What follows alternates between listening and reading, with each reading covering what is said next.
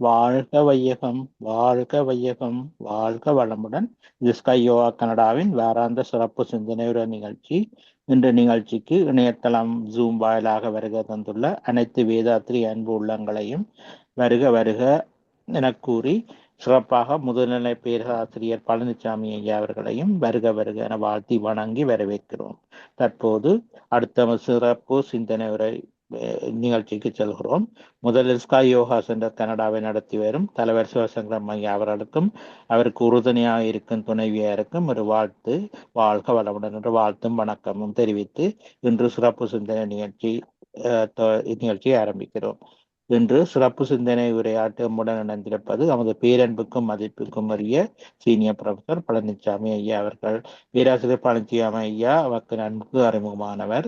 கடந்த பல வருடங்களாக உள்நாட்டிலும் வெளிநாட்டிலும் ஜூம் மூலமாகவும் நேரடியாகவும் பல வேதாத்திய சேவைகளை ஆற்றி வருபவர். நமது கனடா மண்டலத்துடன் நெருங்கிய தொடர்புகளை கொண்டவர்.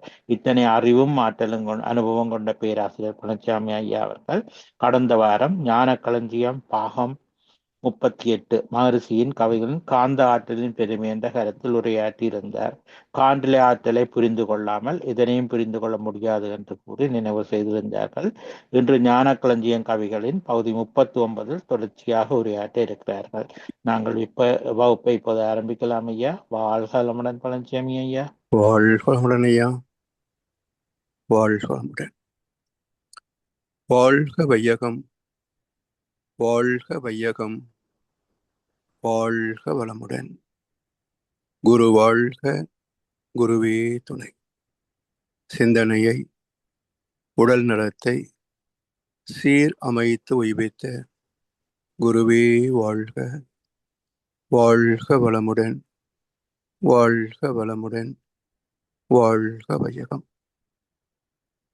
கனடா ஸ்கை யோகா அறக்கட்டளையை சிறப்பாக நடத்தி வருகின்ற ஆன்மீக அன்பு உள்ளங்கள், குறிப்பாக பேராசிரியர் முனைவர் சிவசங்கரம் ஐயா அவர்கள் மற்றும் இந்த நிகழ்ச்சியை தொடர்ந்து சிறப்பித்து வருகின்ற அன்பர்கள் அனைவருக்கும் அருட்தந்தை வேதாத்திரி மகர்ஷி அவர்கள் சார்பாக வாழ்க வளமுடன் என்ற வாழ்த்துக்களையும் எனது அன்பு கலந்த பணிவான வணக்கத்தையும் சமர்ப்பித்து,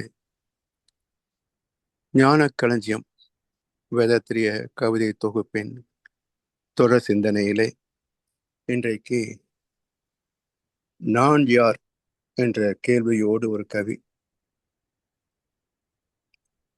ஊனுருவ சிறப்பு உயர் அறிவும் கொண்டு உணர்ச்சி முயற்சி செயல் ஞாபகமாயுள்ள நான் யார், என் ஆதி அந்தம் எது என்கின்ற நாட்டத்தில் அகம் நோக்கி உணர யானே வான்நிலையில் மௌனமாய் விண் என்கின்ற வகையில் அசை இயக்கமாய் அணு கூட்டத்தில் தோன்றும் உரு ஓசை ஒளி மனம் சுவையாய் சுகத்துக்கு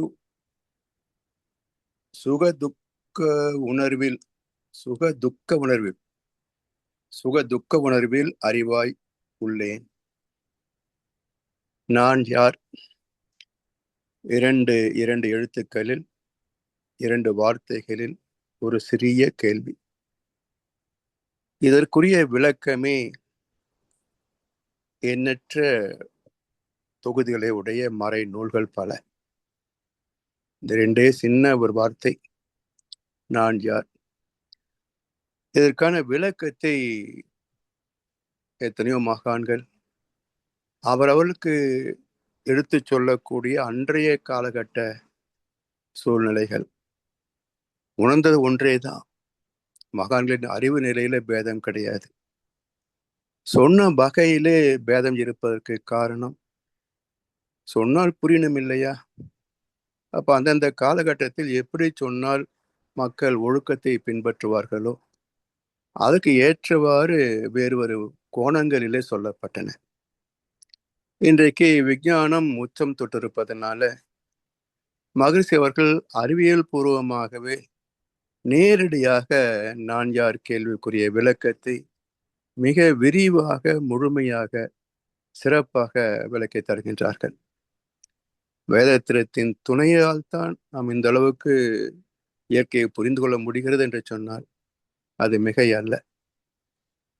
எனவே இந்த சிறிய கேள்விக்கான விடையை மகரிஷி அவர்கள் சுருக்கமாக ஒரு 8 வரிகளை தந்திருக்கின்றார்கள்.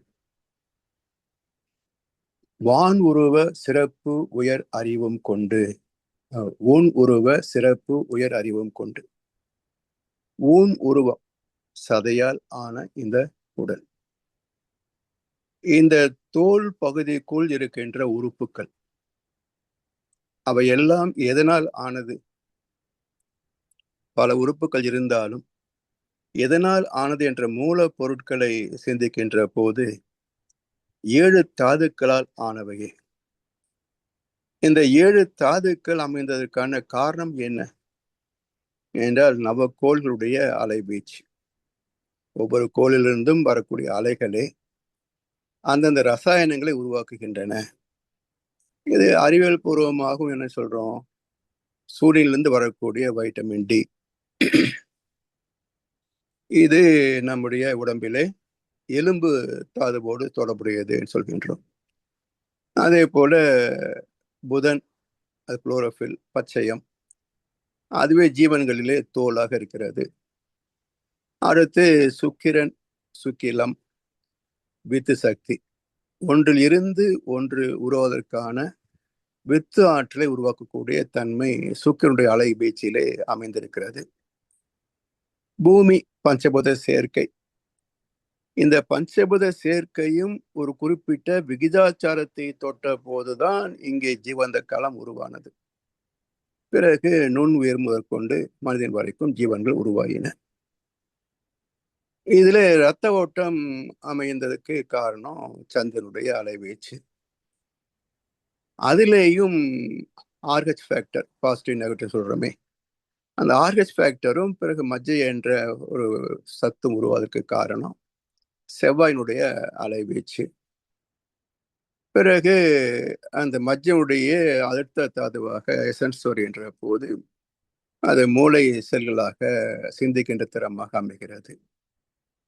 பிறகு சனியினுடைய, அது குருவுடைய கோள், செவ்வாய் குரு, சனியுடைய ஆற்றலை நரம்பு மண்டலமாக உணர்வுகளை பரிமாறக்கூடிய வகையிலே அமைந்தது.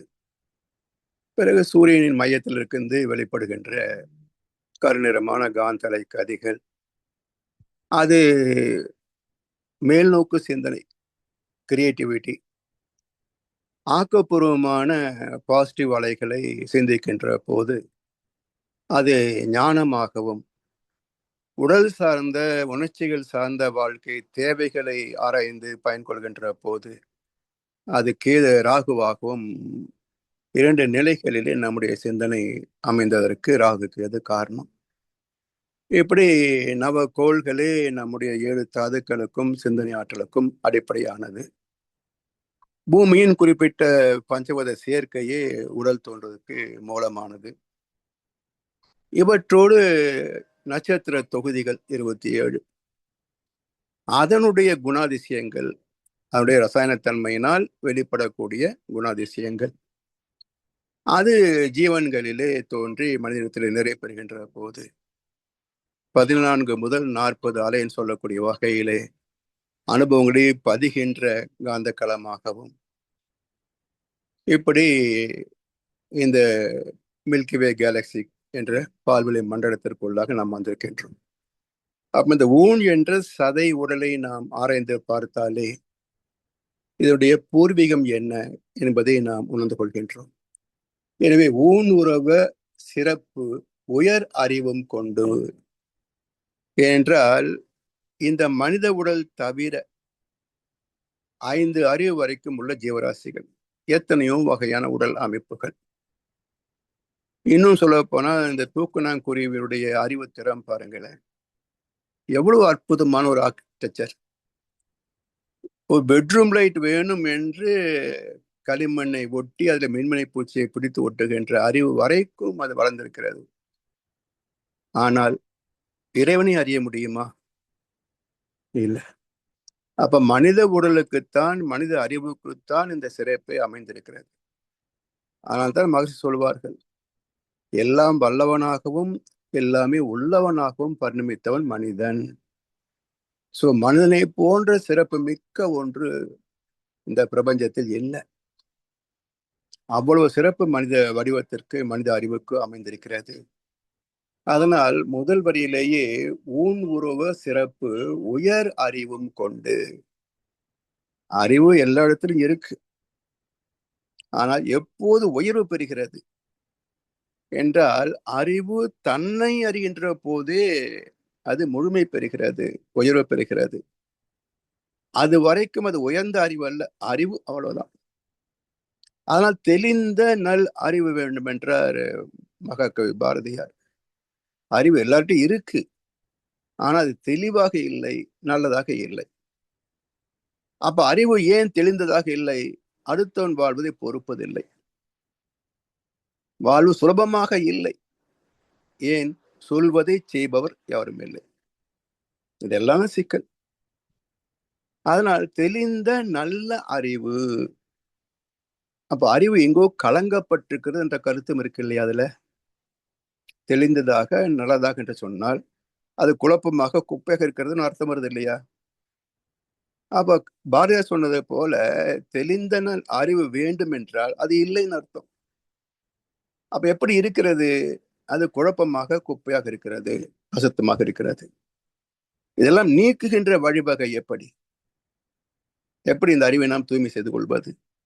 எப்படி இந்த அறிவை உயர்த்தி பேரறிவோடு இணைப்பது?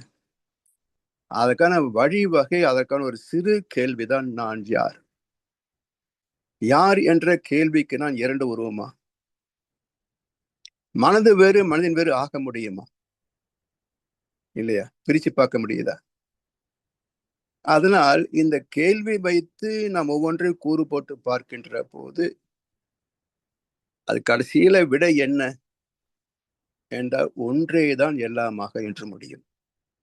அதனால் ஊன் உருவ சிறப்பு உயர் அறிவும் கொண்டு உணர்ச்சி முயற்சி செயல் ஞாபகமாய் உள்ள. உணர்ச்சி தானே இறைவன் என்று சொல்லுகின்றோம். சாங்கியம் என்றால் உணர்வு. அப்ப உணர்வு தானே இறைநிலை. அப்ப உணர்ச்சிக்கு முன்னம் என்ன? Pattern, precision, regularity. அப்ப உணர்ச்சியாய் சிந்தனையாய் உள்ளதே அறிவென்று உணர்ந்திருந்தேன் பல நாள். மேலும் உண்மை விளங்க உணர்ச்சிக்கு முன்னம் விண்ணில் ஒழுங்காற்றாய் இயங்கும் உனது திருநிலையும் அறிவே என உணர்ந்தேன் இன்ப ஊற்றாய் நிறைந்த இறைவா. எல்லாம் என்னுடைய அறிவு எந்த அளவுக்கெல்லாம் விரிவுபட்டிருக்கிறது. அதை அறிந்து கொள்ளக்கூடிய அறிவுக்கு பேரு தானே மெய்ப்பொருள் அறிவு, ஆறாம் அறிவு, பகுத்தறிவுன்னு சொல்லுகின்றோம். அதனால் இந்த மனித வடிவம் என்பது உடலால் மட்டும் அல்ல, அறிவால் சிந்தனை திறத்தால் இதைவிட மேன்மை மிக்க ஒன்று எங்கே இருக்குங்க? அதனால் அந்த அறிவும் கொண்டு உணர்ச்சி, உணர்வு இல்லை என்றால் அதுக்கு என்ன பேருங்க? ஜடம் என்று பேர். அதனால்தான் கிருஷ்ண பரமாத்மா என்று நாம் சொல்லுகின்றோம். இறைவனை இரண்டு நிலையில பிரிப்பதற்கான கூறு இங்கேயே கிடைத்தது. உன்னை நீதான் உணரானின் வடிவம் தன்னை காட்டு என்று வில்லிபுத்திராழ்வார் சொன்ன போது அப்ப ஆழ்வார் என்ன சொன்னாங்க? ஆழ்ந்து அகன்று ஓங்கி உயர்ந்த பெரும் பாழையோ, அதான் இறைவன் நிலை. அப்ப அதே வைணவ சித்தாந்தம் என்ன சொல்கிறது? அது சிவமாக சுத்த வெளியாக இருக்கின்ற போது ஆழ்ந்து அகன்று ஓங்கி உயர்ந்த பெரும் பாழ், அது எல்லைக்குள் அடங்குவாது, எதுவும் அதுக்கு அப்பாற்பட்டது இல்லை. அப்படிப்பட்ட பாழே தான் இங்க கிருஷ்ண பரமாத்மாவாக வந்திருக்கிறது. அந்த வார்த்தையே பாருங்க, கிருஷ்ணம் என்றாலே இருட்டுன்னு அர்த்தம். இது எழுதி வியாசருக்கு பேர் என்ன? கிருஷ்ண துவைபாயனர் பேர். கிருஷ்ண துவைபாயனர். அப்ப துவைதம் என்றால் ரெண்டு. அப்போ சுத்த வெளியாகிய கும் இருட்டே இருளே கிருஷ்ணமே இங்க இரண்டு படுகிறது. ஒன்று உணர்கின்ற தெய்வமாக, மற்றது அதை உணர்கின்ற மனிதனாக. வாழான இறைவனையும் உணர்வான பரமாத்மாவையும் அறிந்து மதித்து வாழ்கின்ற ஞானம். ஆனா கிருஷ்ண துவைபாயனர். பிறகு வியாசர் என்பது பட்டப்பெயர். அவருடைய பூர்வ பெயர் கிருஷ்ண துவைபாயனர். இப்ப துவைதம், இரண்டுபட்ட நிலை, இறைவனில இருந்து வந்த மனிதன். அதனால இது ஜீவாத்மா, அது பரமாத்மா, வேறு வேறு அல்ல. ஆத்மா ஒன்றுதானே. அப்போ ஆத்மா என்ற ஒன்றையே இரண்டாக பேசுகிறோம், ஜீவாத்மா பரமாத்மா என்று. அப்ப ஆத்மா என்பது என்ன என்றால் நட்சத்திர தொகுதிகளும் நவகோள்களும் பஞ்சபூதங்களும் சேர்ந்து உருவான ஒரு காந்த களம், உணர்கின்ற சிறப்புடைய ஜீவகாந்த களம். அதுதான் ஆத்மா. இந்த ஆத்மாவே ஏன் பரமாத்மான்னு சொல்லுகின்றோம் என்றால் அதற்கு ஒரு உருவம் கிடையாது, அதற்கு ஒரு எல்லை கோடு கிடையாது, மைய புள்ளி கிடையாது.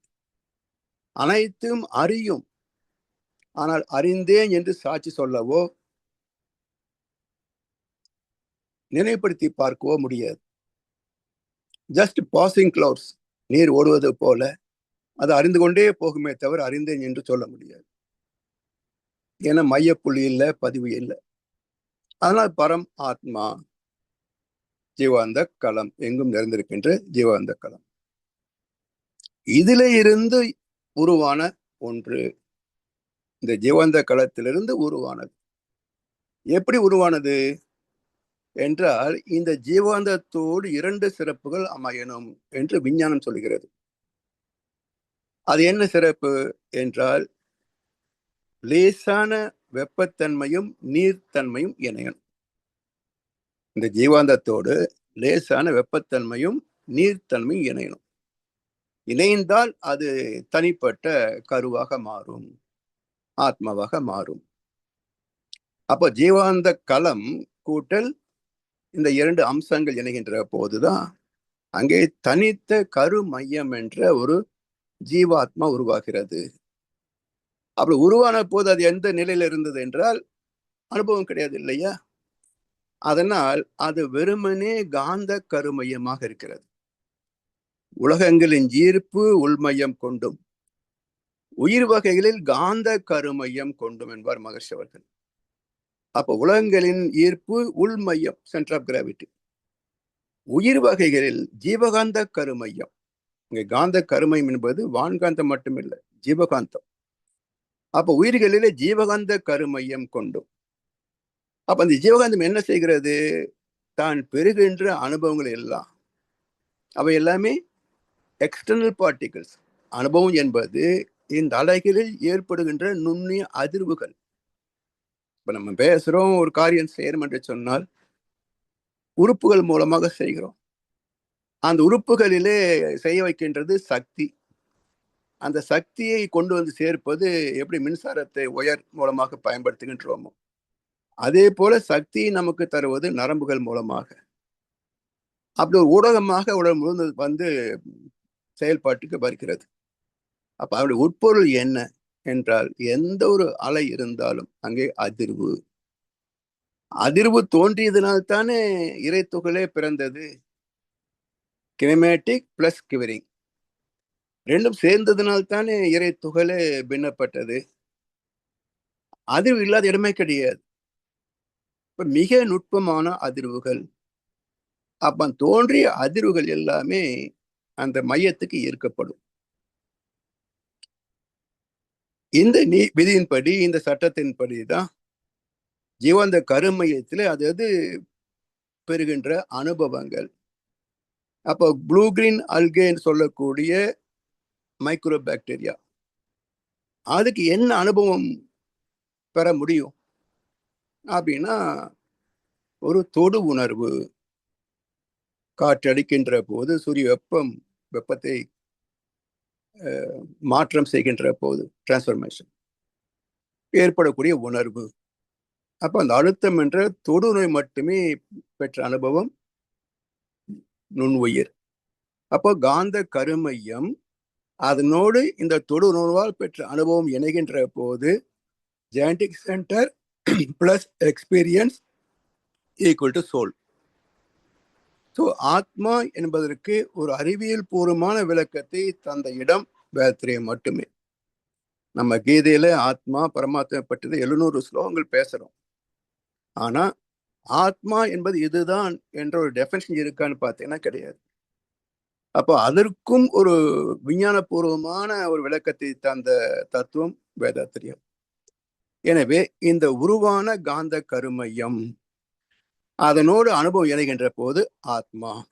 அப்போ ஜீவன் ஆத்மா, ஜீவாத்மா, எங்கும் நிறைந்த பரம் ஆத்மா, பரமாத்மா.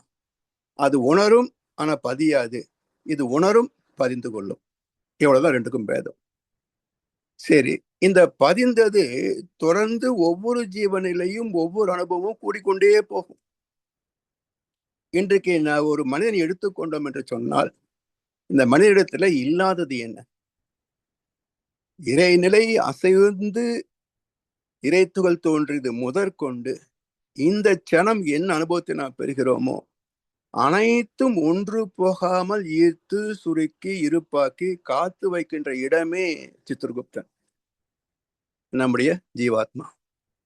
அப்ப ஒவ்வொரு மனிதனும் இந்த பிரபஞ்சத்தின் பிரதிநிதி.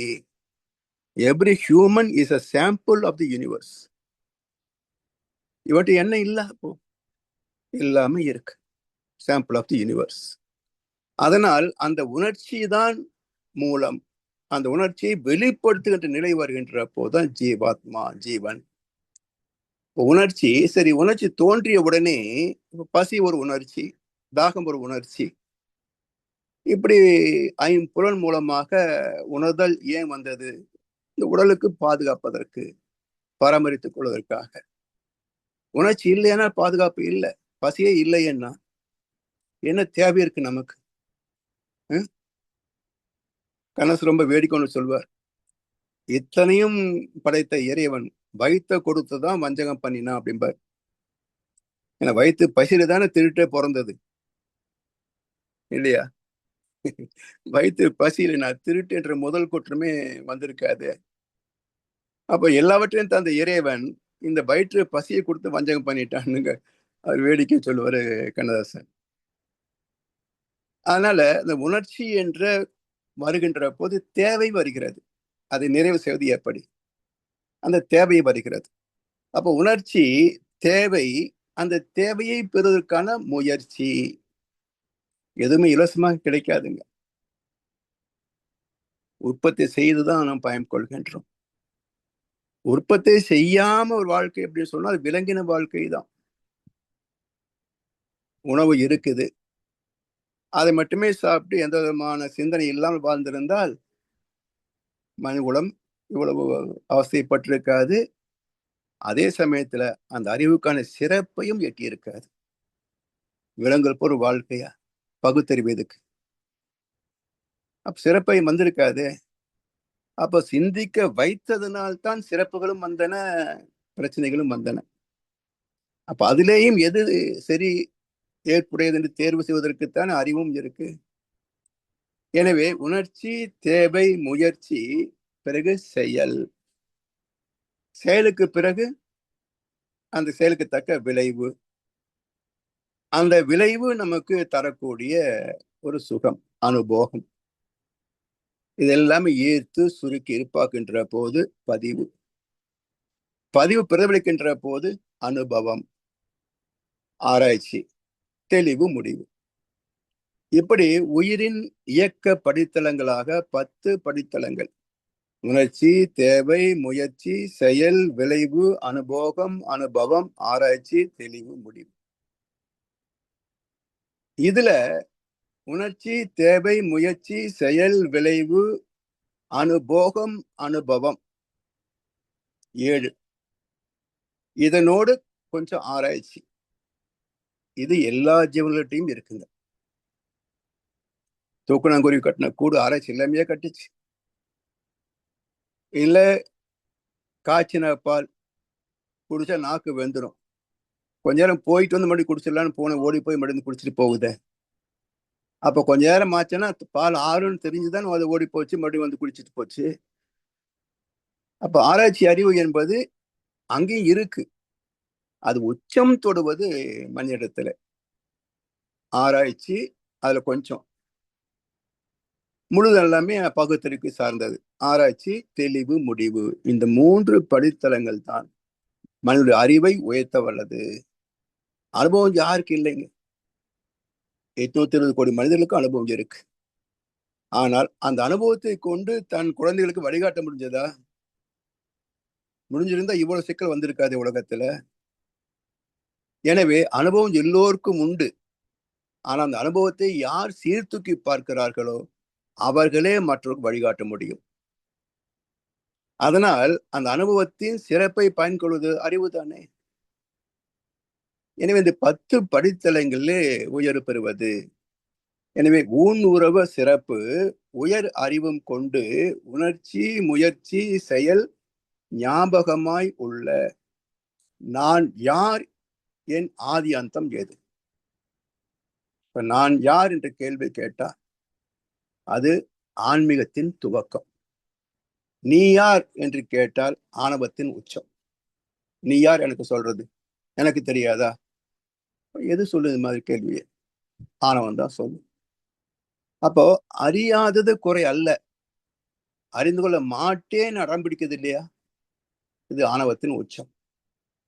தெரியல, சரி, சில கருத்துக்கள் நமக்கு புதுசா வந்து சேருது, அதை பழசெல்லாம் கொஞ்சம் ஓரமா வச்சுட்டு இவங்க என்ன சொல்றாங்க அப்படின்னு கொஞ்சம் காது கொடுத்து கேட்டு அதுல என்ன இருக்குன்னு சிந்திச்சு பார்த்தா தானே எது நல்லது கெட்டது தெரியும். அதெல்லாம் கிடையாது, நான் யோசிக்கவே மாட்டேன், இப்படித்தான் இது வரைக்கும் எல்லாம் வாழ்ந்துருக்கிறாங்க, அப்படியேத்தான் நானும் வாழ்வேன் அப்படின்னா எப்படி மாற்றம் வரும்? எப்படி துன்பம் விலகும்? சோ இவ்வளவு கஷ்டம் வந்த பிறகு மறுபடியும் மறுபடியும் அதே தான் வாழ்வேன்னு சொன்னா இது என்ன ஒரு பிடிவாதம்? எனவே சிந்திக்கின்ற அறிவை இறைவன் தந்திருக்கின்றான். சிந்தனையை தூண்டுவதற்கு மகான்களும் அவ்வப்போது அவதரிக்கிறார்கள். சிந்திக்க மாட்டேன் அடம் பிடிச்சா நட்டம் யாருக்கு? இல்லையா? அதனால் இந்த நான் யார் என்ற கேள்வி வருகின்ற போதே என்னை பற்றி நாம் ஆராய்கிறோம், நம்மை பற்றி நாம் ஆராய்கிறோம். அப்ப வெளியே இருந்து உள்ள திரும்பிட்டோம். ஒரு உலகத்திலே போய்கொண்டிருந்த மனம் நான் யார் என்றால் உடம்புக்கு வந்தாச்சு இல்லையா? இது வரைக்கும் வெளியே நீ யாருன்னு கேட்டது அடுத்தவங்கள, அது என்ன, இது என்ன, அது எதுக்காகும், இது எதுக்காகும், அதை வாங்கலாமா, இதை வாங்கலாமா, வெளியவே மேய்ந்து கொண்டிருந்த மனம். அப்ப நான் என்ற கேள்வி வருகின்ற போதே புற உலகத்தில இருந்து இது தன்னை நோக்கி திரும்பி விட்டது, உடம்புக்கு வந்துருச்சு. இப்ப உடல் நானா? பிறக்கும் போது இருந்தோம் ஒரு சின்ன குழந்தையாக. நீதான் குழந்தையா? காட்டு, போட்டோ காட்டணும். எதுக்கும் இப்போ நீங்க இருக்கிறது சம்மந்தமே இல்லையே. அப்ப அந்த குழந்தை இருந்தது யாரு, நான் யாரு? அப்ப எத்தனை மாற்றங்கள், நம்ப முடியாத அளவுக்கு மாற்றங்கள் வந்துருது இல்லையா? அப்ப உடல் ஒரு காலத்து முடிந்தும் போகுது. அப்ப எது நிரந்தரம் நான் என்று சொல்வதற்கு? உடம்பு இல்லைன்னா என்ன சொல்லுவோம்? பிசாசுன்னு சொல்லுவோம். உயிர் இல்லைன்னா உடம்ப பிணம் என்று சொல்கிறோம். அப்ப ஒண்ணுக்கு ஒண்ணு ஏதோ வித்தியாசம் கொடுத்துட்டே இருக்கு. உடலும் உயிரும் மனமும் இருந்தா தான் மனுஷன்னு சொல்றோம். உயிரும் மனமும் போயிடுச்சுன்னா பிணம்னு சொல்றோம். உடம்பு போயிடுச்சுன்னா உயிரை பிசாசுன்னு சொல்றோம். மனசை பத்தி பேசுறது இல்லை. அப்போ நான் யார் என்று நம்மை நோக்கி உள்ள வருகின்ற போது முதலில் தெரிவது உடம்பு தான். அப்போ உடம்பு தான் நாம் என்று இதுவரைக்கும் வாழ்ந்தோம். ஆனா இந்த உடம்புக்குள்ள ஒண்ணு இல்லைன்னா உடம்பு இருக்குமா? இது காட்சி பிரமாணம். உடம்புதான் நான் என்பது பார்க்கிறோம், அளந்து பார்க்கலாம், எடை போட்டு பார்க்கலாம். இதுக்கு ப்ரூஃப் தேவையில்லை, இல்லைன்னு சொல்வதற்கு முடியாது, இருக்கு, எக்ஸிஸ்டன்ஸ். அது காட்சி பிரமாணம். இதுக்கு ஒரு ஆராய்ச்சியோ சாட்சிகளோ தேவையில்லை. ஆனா இந்த உடம்பு இருக்குது, சரி, நீ மனிதனா இல்ல பிணமானு கேட்டா இன்னும் சாகல இல்ல, இப்ப நான் மனுஷன்தான். அப்ப எது நான் சொல்றது? பிணமாக இருக்கின்ற உடம்பையா அல்லது பிசாசாக இருக்கின்ற உயிரையா, எதை நான் சொல்வது? ரெண்டும் இல்லை. இது போச்சுன்னா அதுக்கு மதிப்பு இல்லை, அது போச்சுன்னா இதுக்கு மதிப்பு இல்லை. சரி, வேற என்ன இருக்கு நம்ம இடத்துல? மனம். மனம் என்பது என்ன? எண்ணங்கள் உற்பத்தி செய்து கொண்டே இருக்கும். அப்ப உற்பத்தி செய்வதற்கு அதுக்கு எங்க மூலதனம்?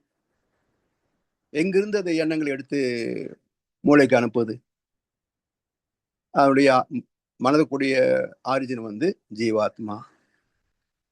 அப்போ நான் யார் என்ற கேள்வி, உடல் நான் அல்ல, உயிர் நான் அல்ல, மனமும் நான் அல்ல. அப்ப எது நான்? ஆத்மா. சரி, இந்த ஆத்மாவை பற்றி கீதை என்ன சொல்கிறது? இது அழிவதே கிடையாது, அழிவதே கிடையாது. இன்றைக்கு இருக்கிறமே கிருஷ்ணா, அர்ஜுனா, இன்றைக்கு மட்டும் இருப்பவர்கள் அல்ல. நீ, நானு, இந்த சேனைகள், அரசர்கள், எத்தனை கேட்டகரி வச்சிருக்கிறோம். இவர்கள் எல்லோருமே இன்று மட்டும் இருப்பவர்கள் அல்ல, இதற்கு முன்னும் இருப்பவர்கள், இந்த யுத்தத்தில் இறந்த பின்னும் இருக்க போகிறவர்கள். அப்ப எது நிரந்தரமாக இருக்கிறது என்றால் ஆத்மா. அது அழிவதே இல்லை. நான் நிரந்தரமானவன், அழிவதில்லை. எந்த நிலையிலும் எனக்கு மரணம் இல்லை. அது ஆத்மா. இப்ப ஆத்மா என்பது என்னன்னு பார்க்கிற போதுதான் ஜீவாந்த கருமையும் அதுல பெற்ற பதிக்கப்பட்ட அனுபவங்கள். இப்ப அனுபவங்களை கழித்து விட்டால் என்ன மிச்சம்? வெறும் காந்த களம் மிச்சம். இந்த ஜீவாந்தத்துக்கு மூலம் எங்க? நவகோள்கள், நட்சத்திர தொகுதிகள், பூமியின் பஞ்சபூத சேர்க்கை. அப்ப இதுக்கு மூலம் என்ன? வான்காந்தம், பஞ்சபூதங்கள். அதுக்கு மூலம் விண்ணு, விண்ணுக்கு மூலம் பரமாணு, பரமாணுக்கு மூலம் பரம்பொருள். அப்ப நான் யார் என்ற கேள்வியை தொடர்ந்து ஆராய்ந்து கொண்டே போனால் சுயம் ஆராய்ச்சி பண்ண முடியுதா? உடம்பு தெரியுது, மனசு தெரியுது, அறிவு இருக்குன்னு நம்பிக்கிறோம், உயிர் இருக்கு என புதைக்கல இன்னும். அப்ப இது மட்டுமே வாழ்கிறதா? இந்த கேள்விக்கு விட யார் சொல்லுவாங்க? சுயமாக தெரியாது. உரு அன்றியே நின்று உருவம் புனைக்கும் சுத்தவேலி. கரு அன்றியே நின்று தான் கருவாகும் ஈசான. குருவன்றி யாருக்கும் கூட ஒண்ணாதே. ஒரு குரு இல்லாமல் யாரும் புரிந்து கொள்ள முடியாது. அப்ப மனிதனுக்கே முதல் குரு தட்சிணாமூர்த்தி. இறைவனே குருவாக வெளிப்படுத்துவான். ஏன்னா முதல் மனிதன் தெய்வத்தை பற்றி ஆராய்ந்த போது யார் குரு அவருக்கு? இப்ப இறைவனை தான் எடுத்து சொன்னான். அதைத்தானே வேதங்கள் அங்கிருந்து வந்தது அப்படின்னு சொல்லி மேல காட்டுறாங்க. அப்ப முதலாக ஒரு மனிதன் ஞானம் பெறுகிறான் என்று சொன்னால் அவர் என்னவா சொல்றது? எந்த குருவா சொல்வது? ஈசனே குருவானான், தட்சிணாமூர்த்தி, குரு தத்துவம். அப்ப குருவன்றி யாருக்கும் கூட ஒண்ணாதே, யாரும் புரிஞ்சுக்க முடியாது. அதனால நல்ல ஒரு உண்மையான அசல் குரு வேணும். போலிகள் எல்லாம் ஆகாது. அசல் குரு வேணும். அசல் குருவுக்கு இலக்கணம் என்ன? அறிவில் அறிவாய் நிலைத்தோர், அறம் வகுத்தோர், அதை வாழ்ந்து காட்டினோர். இந்த 3 சிறப்புகள் எங்கே இணைந்திருக்கிறதோ அவர்தான் அசல் குரு. இதுதான் குருவுக்கான லட்சணம். இப்படி நான் யார், என் ஆதி அந்தம் எது? ஆதி துவக்கம், அந்தம் முடிவு. இந்த உடம்புக்கு மூலம் இருக்கு, தாய் தந்தை இணைந்த போது உருவானது. முடிவு இருக்கு, செத்த உடனே கிடையாதுங்க, செத்த உடனே கிடையாது. உடம்பு மக்கி போகின்ற வரைக்கும் இருக்கு.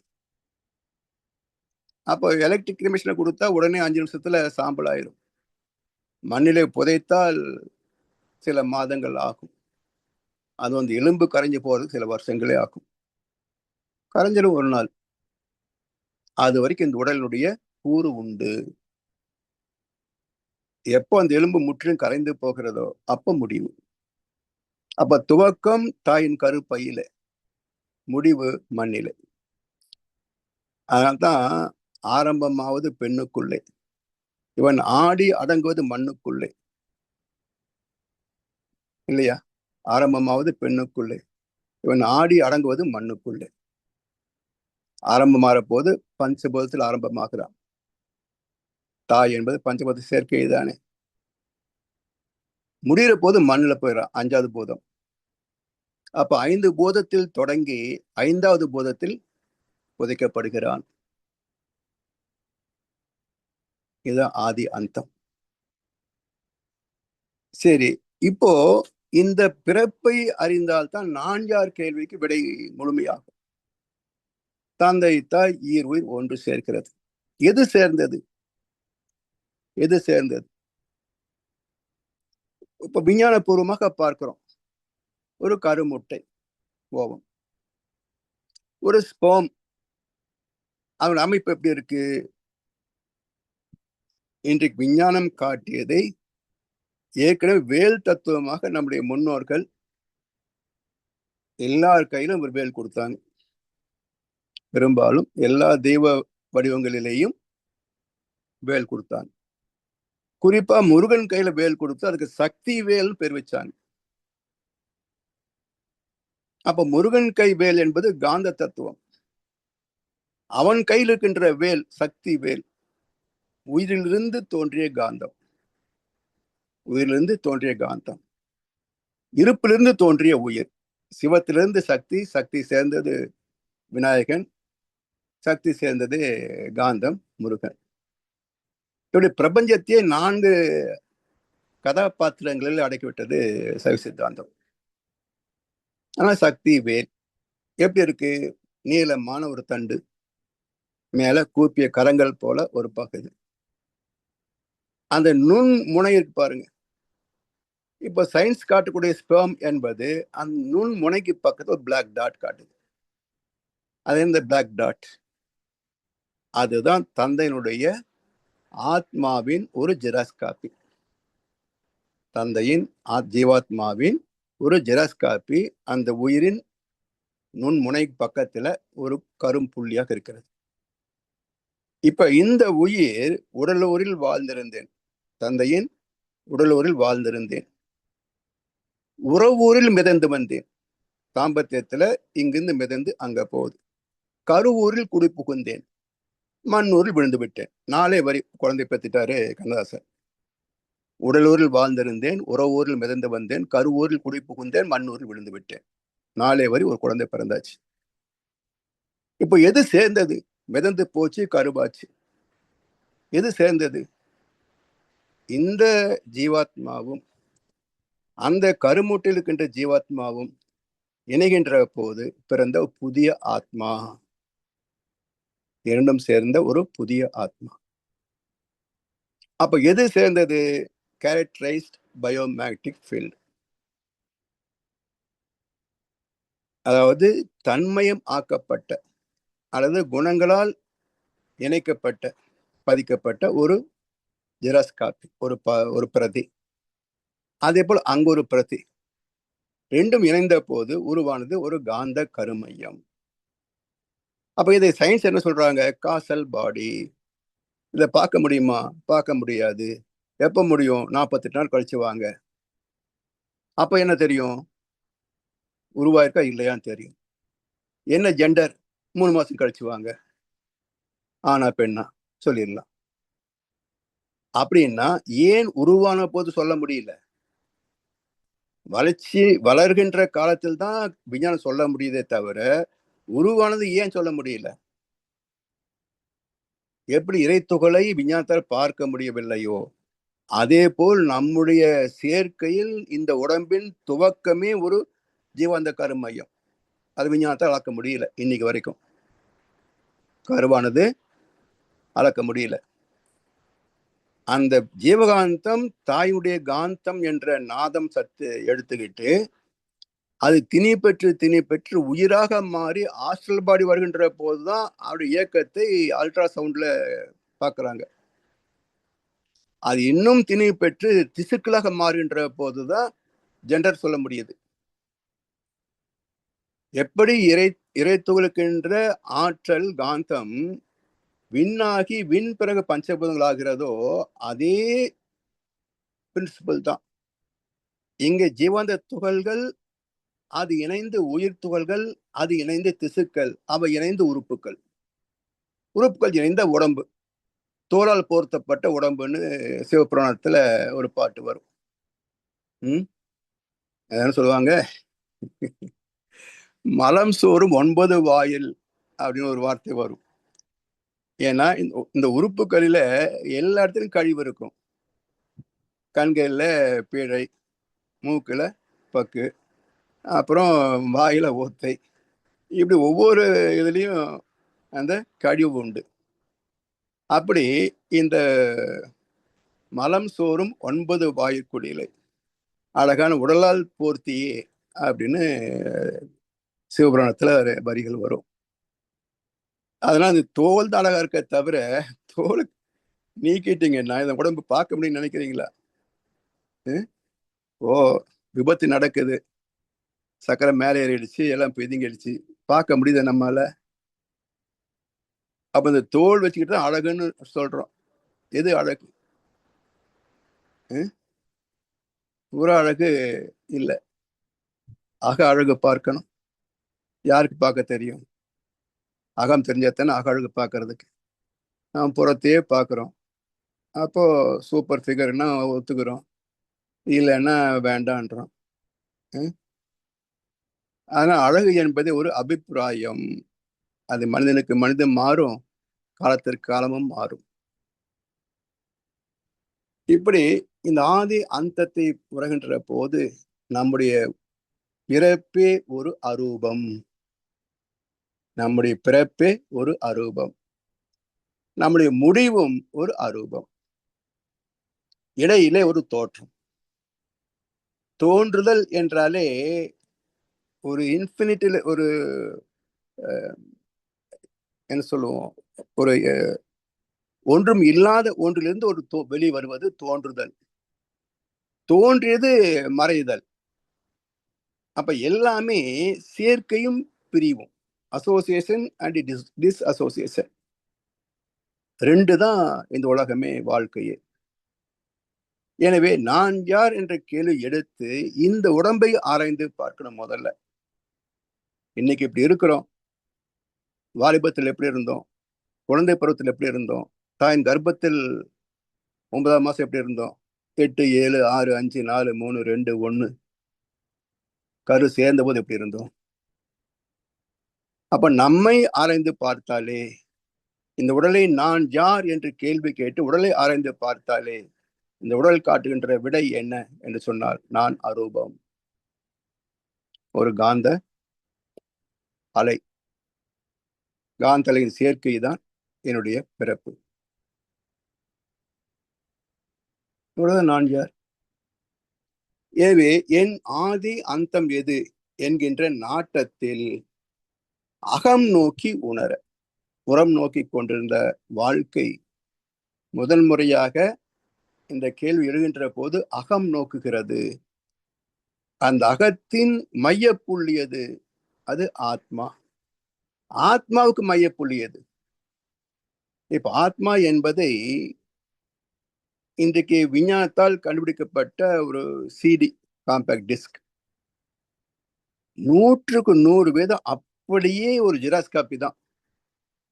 என்ன அளவுதான் இது, ஒரு ஒரு 4 இன்ச் இருக்குமா டயமீட்டர். ஆனா ஆத்மா ஒரு மிக சிறு புள்ளி, அவ்வளவுதான். அமைப்பு இந்த சிடிக்கு அப்படியே எக்ஸாக்டா ஃபிட் ஆகும். மையத்தில் உள்ள அந்த துளை, அது இறைவனிடந்து பின்னப்பட்ட தூய்மையான சுத்தவெளியின் அறிவின் ஒரு துகள். அதன் இயக்கம் 1 to 40 சைக்கிள்ஸ் பர் செகண்ட். அந்த 1 to 40ல up to 3 God particle level, 4 to 7 atomic energy level, 8 to 13 biomagnetic level, 14 to 40 characterized biomagnetic level, ஜீவாத்மா. இப்ப இந்த ஜீவாத்மாவுக்கு உட்பொருள் என்ன? பரமாத்மா. பரமாத்மா உட்பொருள் என்ன? விஸ்வரூபம். விஸ்வபத்துக்கு உட்பொருள் என்ன? இறைத்துகள். இறைத்துகள் உட்பொருள் என்ன? மயத்தில் இருக்கின்ற துளை, அறிவு. அவ்வளவுதான். இதுல என்ன சிரமம் இருக்குங்க? ஆத்மா ஆத்மா ஆத்மா என்னவோ பெரிய ரகசியத்தமா போட்டுக்கிட்டு மக்களை ஏமாத்துறாங்களே, என்ன இருக்கு? அப்ப மையத்தில் அகம் அகம் அகம் அகம் என்று நோக்கி கொண்டே போனால் அகம் பிரம்மாஸ்மி, மயத்தில் இருக்கின்ற அந்த புள்ளி இறைவனின் அதே அம்சம், களங்கமில்லாத அம்சம். எல்லா பதிவிலும் 4x40 தான், அது கீழே போக முடியாது. அதனால்தான் கீதை என்ன சொல்கிறது? அத்தனை குணங்களும் என்னிலிருந்து பிறந்தவையா அர்ஜுனா. எல்லாம் அறிவோடு அனுபவம் சேர்ந்ததுனால் மனமாச்சு. எனவே அத்தனை குணங்களும் என்னில் இருந்து பிறந்தவையே மனமாக. ஆனால் அவை என்னை பந்தப்படுத்த முடியாது, கட்டுப்படுத்த முடியாது. ஏன் கட்டுப்படுத்த முடியாது அப்படின்னா, இப்போ காற்று மையப்புள்ளிலிருந்து காற்று அடிக்க வச்சுங்க, பூஜ்யமாகிய சுத்தவெளியின் ஒரு பின்னம், அதுல இருந்து காற்று வருது, 40 வரைக்கும் போகக்கூடிய காற்று வருது. அது இறைத்தொகை நிலை, விண்கியக்க நிலை, பிரபஞ்ச நிலை, ஜீவாந்த நிலை தான் வந்துருச்சு. இந்த 13 கடந்து 14 இருந்து 40 வரைக்கும் போற போது இந்த காற்று வீசிக்கொண்டே வருது, ஒரு மனமும் இல்லை. ஒரு குறிப்பிட்ட இடத்துல ஒரு மல்லிகை தோட்டம் இருக்குது, அந்த தோட்டத்தை கடந்து இந்த காற்று பயணித்து வருகிறது. இப்போ இந்த தோட்டத்துக்கு அந்த பக்கம் நிக்கிற போது மல்லி வாசம் சூப்பரா இருக்குன்றோம். எது சுமந்து வந்தது? காற்று. காற்றுக்கு என்ன வாசனை? இல்லை. இப்போ இந்த மல்லிப்பூ வாசனை அங்கிருந்த காற்றை பந்தப்படுத்த முடியுமா? முடியாது. அதே போல மயத்தில் இருக்கின்ற சுத்த வெளி, அதை இந்த பதிவு போய் பந்தப்படுத்த முடியுமா? முடியாது. அந்த சுத்த வெளி, சுத்த காற்றே பயணித்து 14 அலை தொடுகின்ற போது அனுபவத்தோடு கலக்கிறது. அது மல்லிப்பூவா, முல்லைப்பூவா, இல்ல சாக்கடையா, எல்லாம் கலந்துருக்கும். எது வெளி அதிகமா வருது? எல்லாம் இருந்தான்னா அந்த இடத்துல 100 பிரச்சனை உருவாக்கிடுவான். இவனே ஒரு பிரச்சனை காலம், மக்களை நிம்மதி இருக்கவே விட மாட்டான். அப்ப என்னன்னு சொல்லுவோம்? சனிய, தீய சக்தி. நல்லது செய்யணும் வர்றாங்க, நல்லது என்ன சொல்றோம்? ஆக்க சக்தி. அப்போ சுமந்து வந்து இறைவன் மீது குற்றமா? நம்முடைய ஆத்மா என்ன இருக்கோ அதைத்தான் எடுத்து காட்டினா. அதனால் இந்த காந்த களத்திலே பதிந்தது காந்தம் இறைநிலைதான். அறிவு கூட்டல் அனுபவங்கள் ஈக்குவல் டு மனம். அறிவு கூட்டல் அனுபவங்கள் ஈக்குவல் டு மனம். அதனால் இந்த மனதிலே நல்லது கெட்டது அதிகமா இருக்குன்னு சொன்னா அது நாம் பெற்ற அனுபவங்கள் தானே. அறிவுக்கு எங்கே நிறம்? அப்போ ஒரு நிறம் இல்லை, அது தூய்மையானது, நிர்குணமானது, நிர்குணமானது. அதனால் அகம் நோக்குகின்ற போது அகம் பிரம்மாஸ்மி, இறைநிலையே நம்மிடத்திலே அகமாக இருக்கிறது, அது கலங்கப்படுவது இல்லை. சுத்தவல் எப்படி தூய்மையாக இருக்கிறதோ அதே போல் ஒவ்வொரு இயக்கத்தின் மையத்திலேயும் அதே சுத்தலின் தூய்மை சற்றும் மாறுபடாது, மாசுபடாது, அதே தூய்மையோடு பயணிக்கிறது. யாரும் அதை பந்தப்படுத்த முடியாது, எதுவும் அதை களங்கப்படுத்தி விட முடியாது. அதனால் என்கின்ற நாட்டத்தில் அகம் நோக்கி உணர யானே வான் நிலையில், இந்த வான் என்ற இந்த பிரபஞ்சம், வானவெளி, மௌனமாய் விண் என்கின்ற வகையில் அங்கே நான் என்று உணர்ந்து சொல்ல முடியுதா? பஞ்சபூதங்கள் உணரும், சொல்ல முடியுதா? வெளிப்படுத்த முடிகிறதா? இல்லை. நுண் உயிர் உணர்கிறது, வெளிப்படுத்த முடியுதா?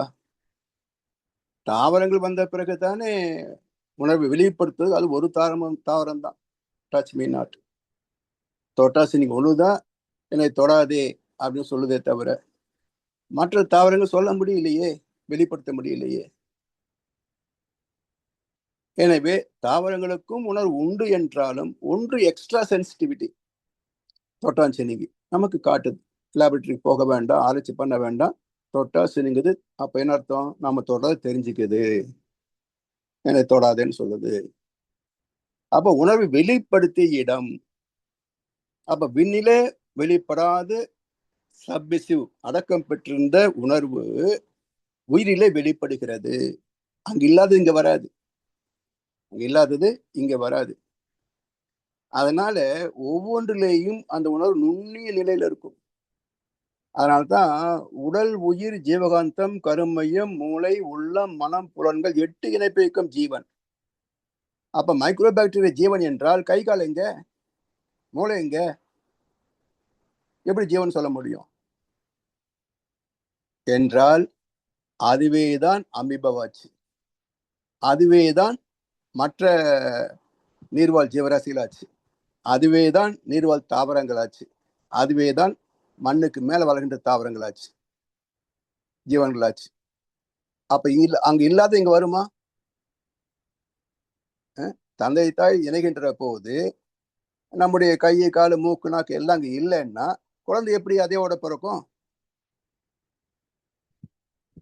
அதனால் இன்றைக்கு போயிங் விமானம் இருக்குன்றதுக்கு மறுப்பு கிடையாது. புஷ்ப விமானம் இருந்து சொன்னா நாத்தையும் கிண்டல் பண்றோம்.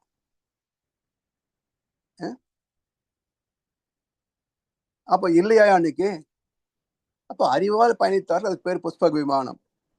பொருளால் பயணிக்கிறாங்க, இதுக்கு பேர் போயிங் விமானம். அப்ப இதுக்கு முன்பு அது இருந்தது இல்ல. ஆனா சுவாமி சொல்லுவாங்க, என்றைக்கு எதை கண்டெடுத்தாலும் எல்லாமே ஏற்கனவே இருப்பதைத்தான் கண்டெடுக்கிறோம். பைபிள் என்ன சொல்லுகிறது? அறியப்படாத ரகசியம் இல்லை, வெளிப்படாத மறைய பொருள் இல்லை. அப்ப ஒன்றாக வெளிப்படுகிறது, அதுக்கு பேர் தன் மாற்றம். உள்ளடங்கிய தன்மையே எழுச்சி பெற்று மாற்றம் பெறுகிறது. ஆனால் தன் மாற்றம், டிரான்ஸ்பர்மேஷன், எவல்யூஷன். எனவே நாட்டத்தில் அகம் நோக்கி உணர யானே வான்நிலையில் மௌனமாய் விண் என்கின்ற வகையில் அசை இயக்கமாய் அணு கூட்டத்தில் தோன்றும் உரு ஓசை ஒளி மனம் சுவையாய். இங்க உறுப்புகளோடு அனுபவிக்கிறோம் ஐம்புலன்கள். அதுவே ஜீவாந்தத்துல அழுத்தம், ஒளி, ஒளி, சுவை, மனம். அதுக்கு நுணுகி போகின்ற போது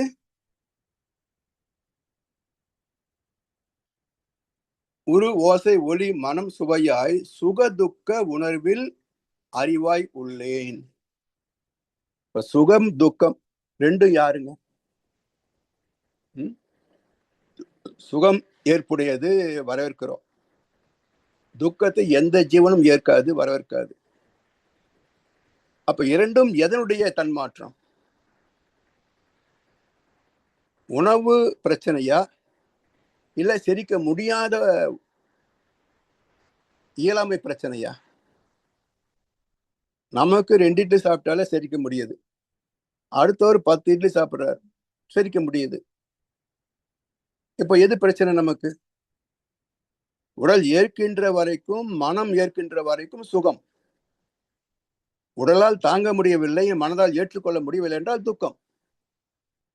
பக்கத்துல செத்து போயிட்டாங்க, அழுகுறாங்க, நமக்கு என்ன துக்கம்? அதுல இது மரியாதைக்கு போய் நிக்கிறமே தவிர நமக்கு ஏதாவது கவலை அதுல நட்டமா? அது நம்ம வீட்டுல வந்தா அப்ப இன்னொருத்துடைய துன்பத்தை, இன்னொருத்துடைய இன்பத்தை தன் உயிர் போல் பாவிப்பது பிரம்மஞானம்.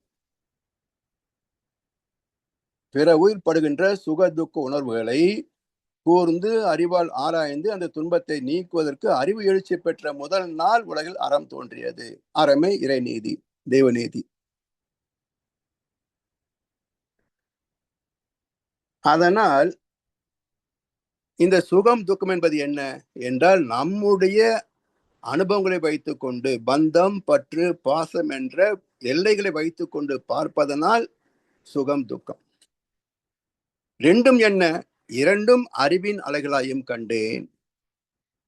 அப்ப இதே சைவ சித்தாந்தம் என்ன சொல்கிறது? நமக்கு வேண்டிய எல்லா வசதியும் தருது பாருங்க. குழந்தை பிறக்குது, தாய்ப்பால் சுவையா இருக்குது, குடிக்குது, வளருது. இது சுகமான வளர்ச்சி. ஏதோ காரணம் நோய்வாய்ப்பட்டது.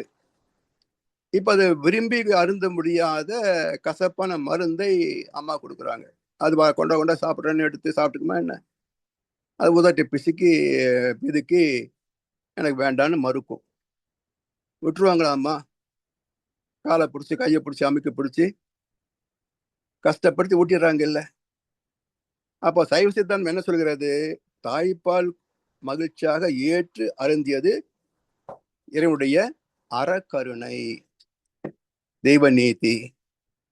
நோய்வாய்ப்பட்ட போது அந்த நோய்த்தன்மை நீக்குவதற்கு அதே இறைவன் நமக்கு துன்பத்தை தந்து ஆத்மாவை சுத்தப்படுத்துகிறான். அது மரக்கருணை. இரண்டும் இறைவனின் கருணையே. அதே போல இன்ப துன்பம் என்பது என்ன? இவை இரண்டும் எங்கிருந்து தோன்றுகின்றது என்று ஆராய்ந்தேன். இன்பமே இயற்கையில எங்கும் எதிலும் எப்போதும் நிறைந்துள்ளது அனுபவத்திற்கு. இன்பத்தின் அளவு முறை மாறும் போது ஏற்படும் போர் பொருத்தமில்லா உணர்ச்சியைதான் இன்பத்தின் மறு பெயராம் துன்பமாயும் இரண்டும் அறிவின் அலைகளாயும் கண்டேன். சாய் சித்தாந்தம் சொன்ன கருத்து மகர்ஷி சொல்றாங்க. அது அறக்கருணை, ரெண்டும் கருணையே. இன்பம் துன்பம் ரெண்டும் அறிவின் தன்மாற்றமே. இப்படி சுகதுக்க உணர்வில் அறிவாக உள்ளேன். அப்ப நான் யார் என்றால் அறிவே நான். எது சிவம்? தத் புருஷ, அறிவே சிவம், அறிவே தெய்வம். எனவே அஞ்சுவதேன் துணிந்திருப்போம், அறிவேதான் தெய்வம், அதுவேதான் நான். நான் மட்டுமல்ல, அதை தெளிவு வச்சுக்கணும். நான் மட்டுமல்ல, எல்லா நானும் இறைவனே தான். அதைத்தான் கீதை என்ன சொல்கிறது? யாரொருவன் எல்லா பொருட்களிலும் என்னை காண வல்லவனோ, எனக்குள்ளாக அனைத்தையும் காண வல்லவனோ, அவன் என்னை விட்டு நீங்குவதில்லை, நானும் அவனை விட்டு விலகுவதில்லை. இதுதான் பிரம்மஞானம், இதுதான் அத்வைத்தம். எனவே அறிவு தெளிந்த நல் அறிவு வருகின்ற போது என்ன முடிவாகிறது என்று சொன்னால், அறிவே தெய்வம், அறிவே நான், அறிவே அனைத்தும், அதுவே அத்வைத்தம். வாழ்க்கமுடன். ஆமா, நேரமாச்சா? ஆயிடுச்சுன்னு நினைக்கிறேன். வாழ்க்கமுடன். 10:30 ஐயா. ஆமா, 9 சரியா போச்சு. 1 hour ஆயிடுச்சுல. வாழ்க்கமுடன். ஆமா, நன்றி ஐயா. சரிம்மா, நன்றி. வாழ்க வளமுடன். வாய்ப்பளித்த செவிமடுதானருக்கு நன்றி பாராட்டி இன்றைய சிந்தனை நிறைவு செய்கின்றோம். வாழ்வளமுடன், வாழ்வளமுடன், வாழ்க வையகம். நன்றி ஐயா, சிறப்பான சிந்தனை உரை. இப்போது அடுத்த பகுதி கேள்வி பதில் நிகழ்ச்சிக்கு செல்கிறோம். அன்பர்கள் உங்கள் கருத்துக்களையும் கேள்விகளையும் கைக்குள்ள உயர்த்தி மைக்கை அன்மியூட் பண்ணி பகிர்ந்து கொள்ளுமாறு பணிவன்புடன் வேண்டுகிறோம். கேள்வி அளிப்ப. வாழ்க வளமுடன்.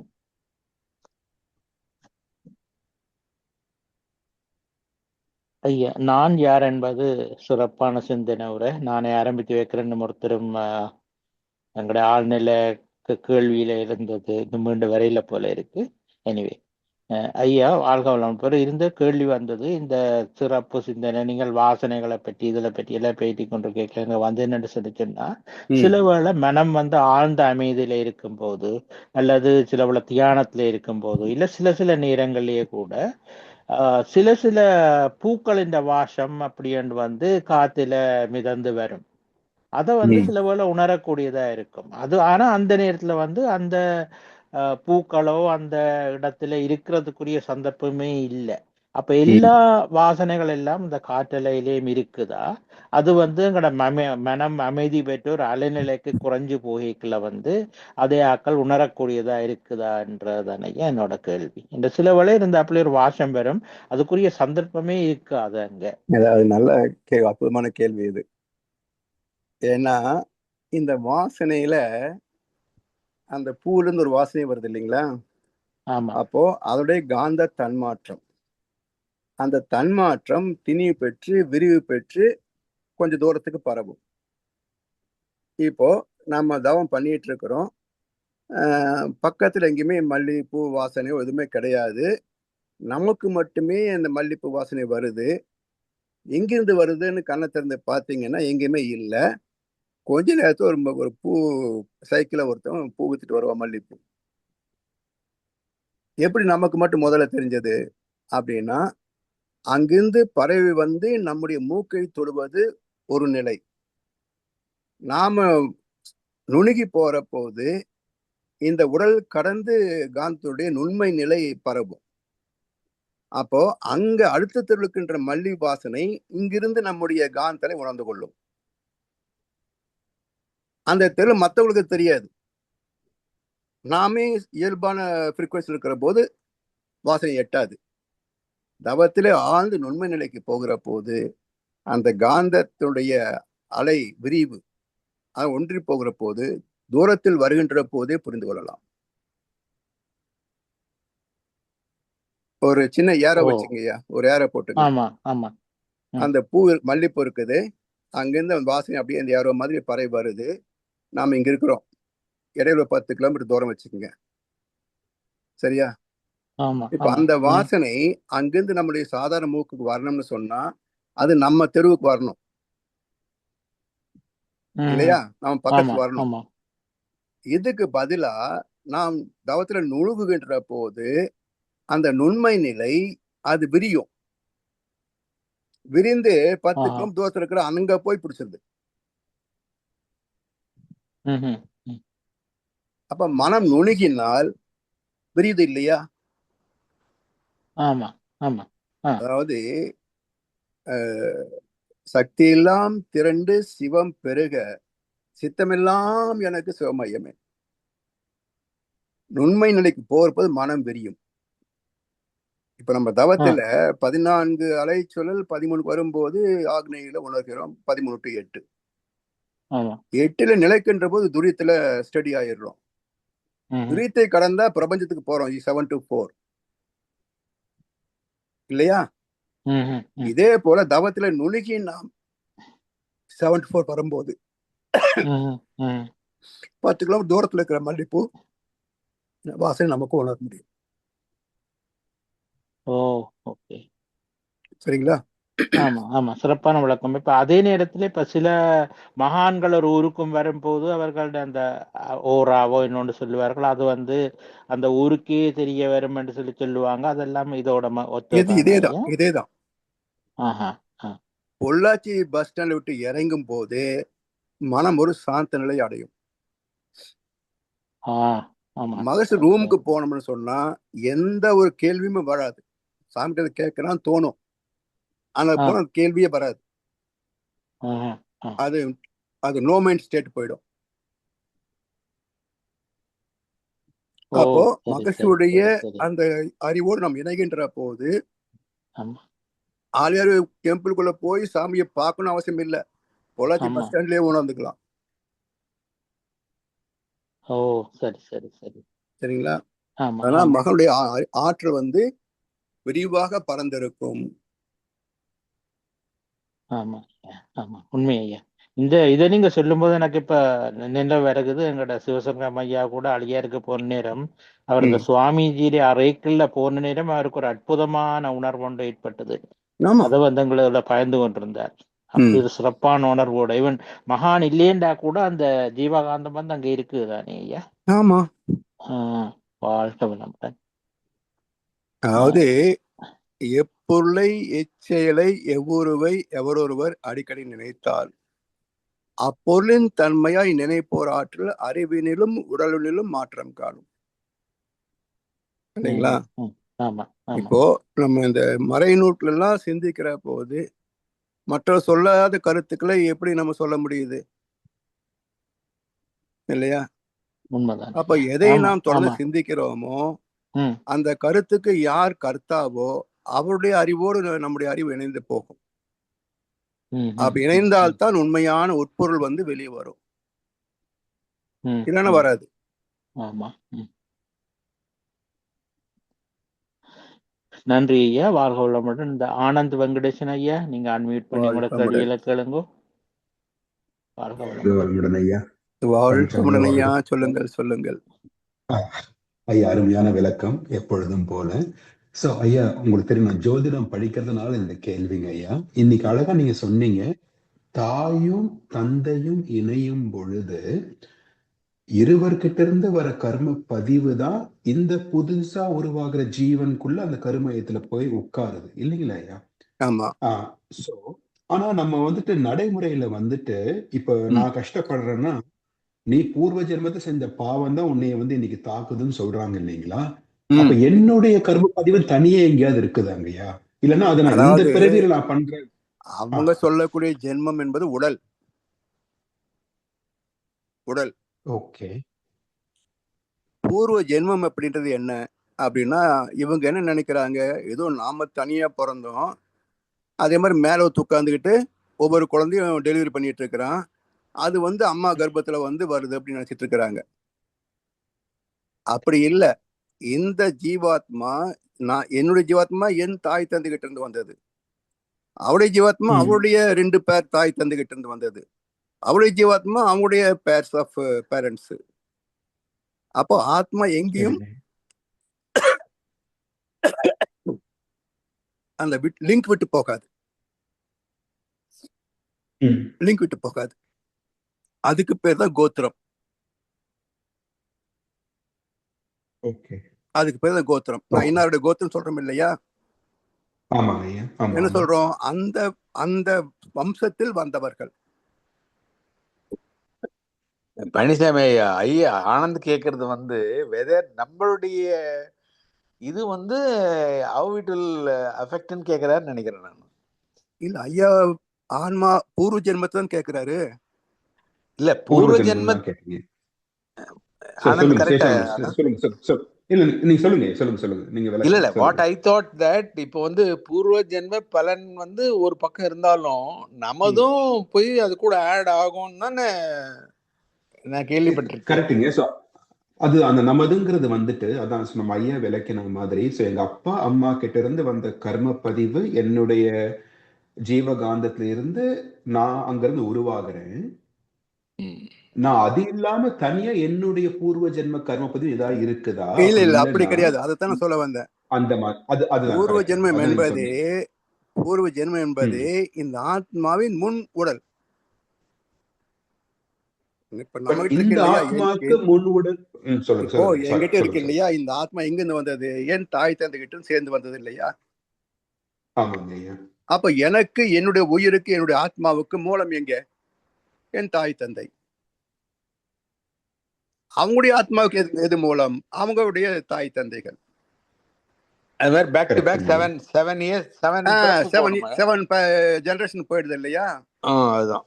அப்போ ஆத்மா தொடர்ந்து பயணித்துக் கொண்டே இருக்கிறது.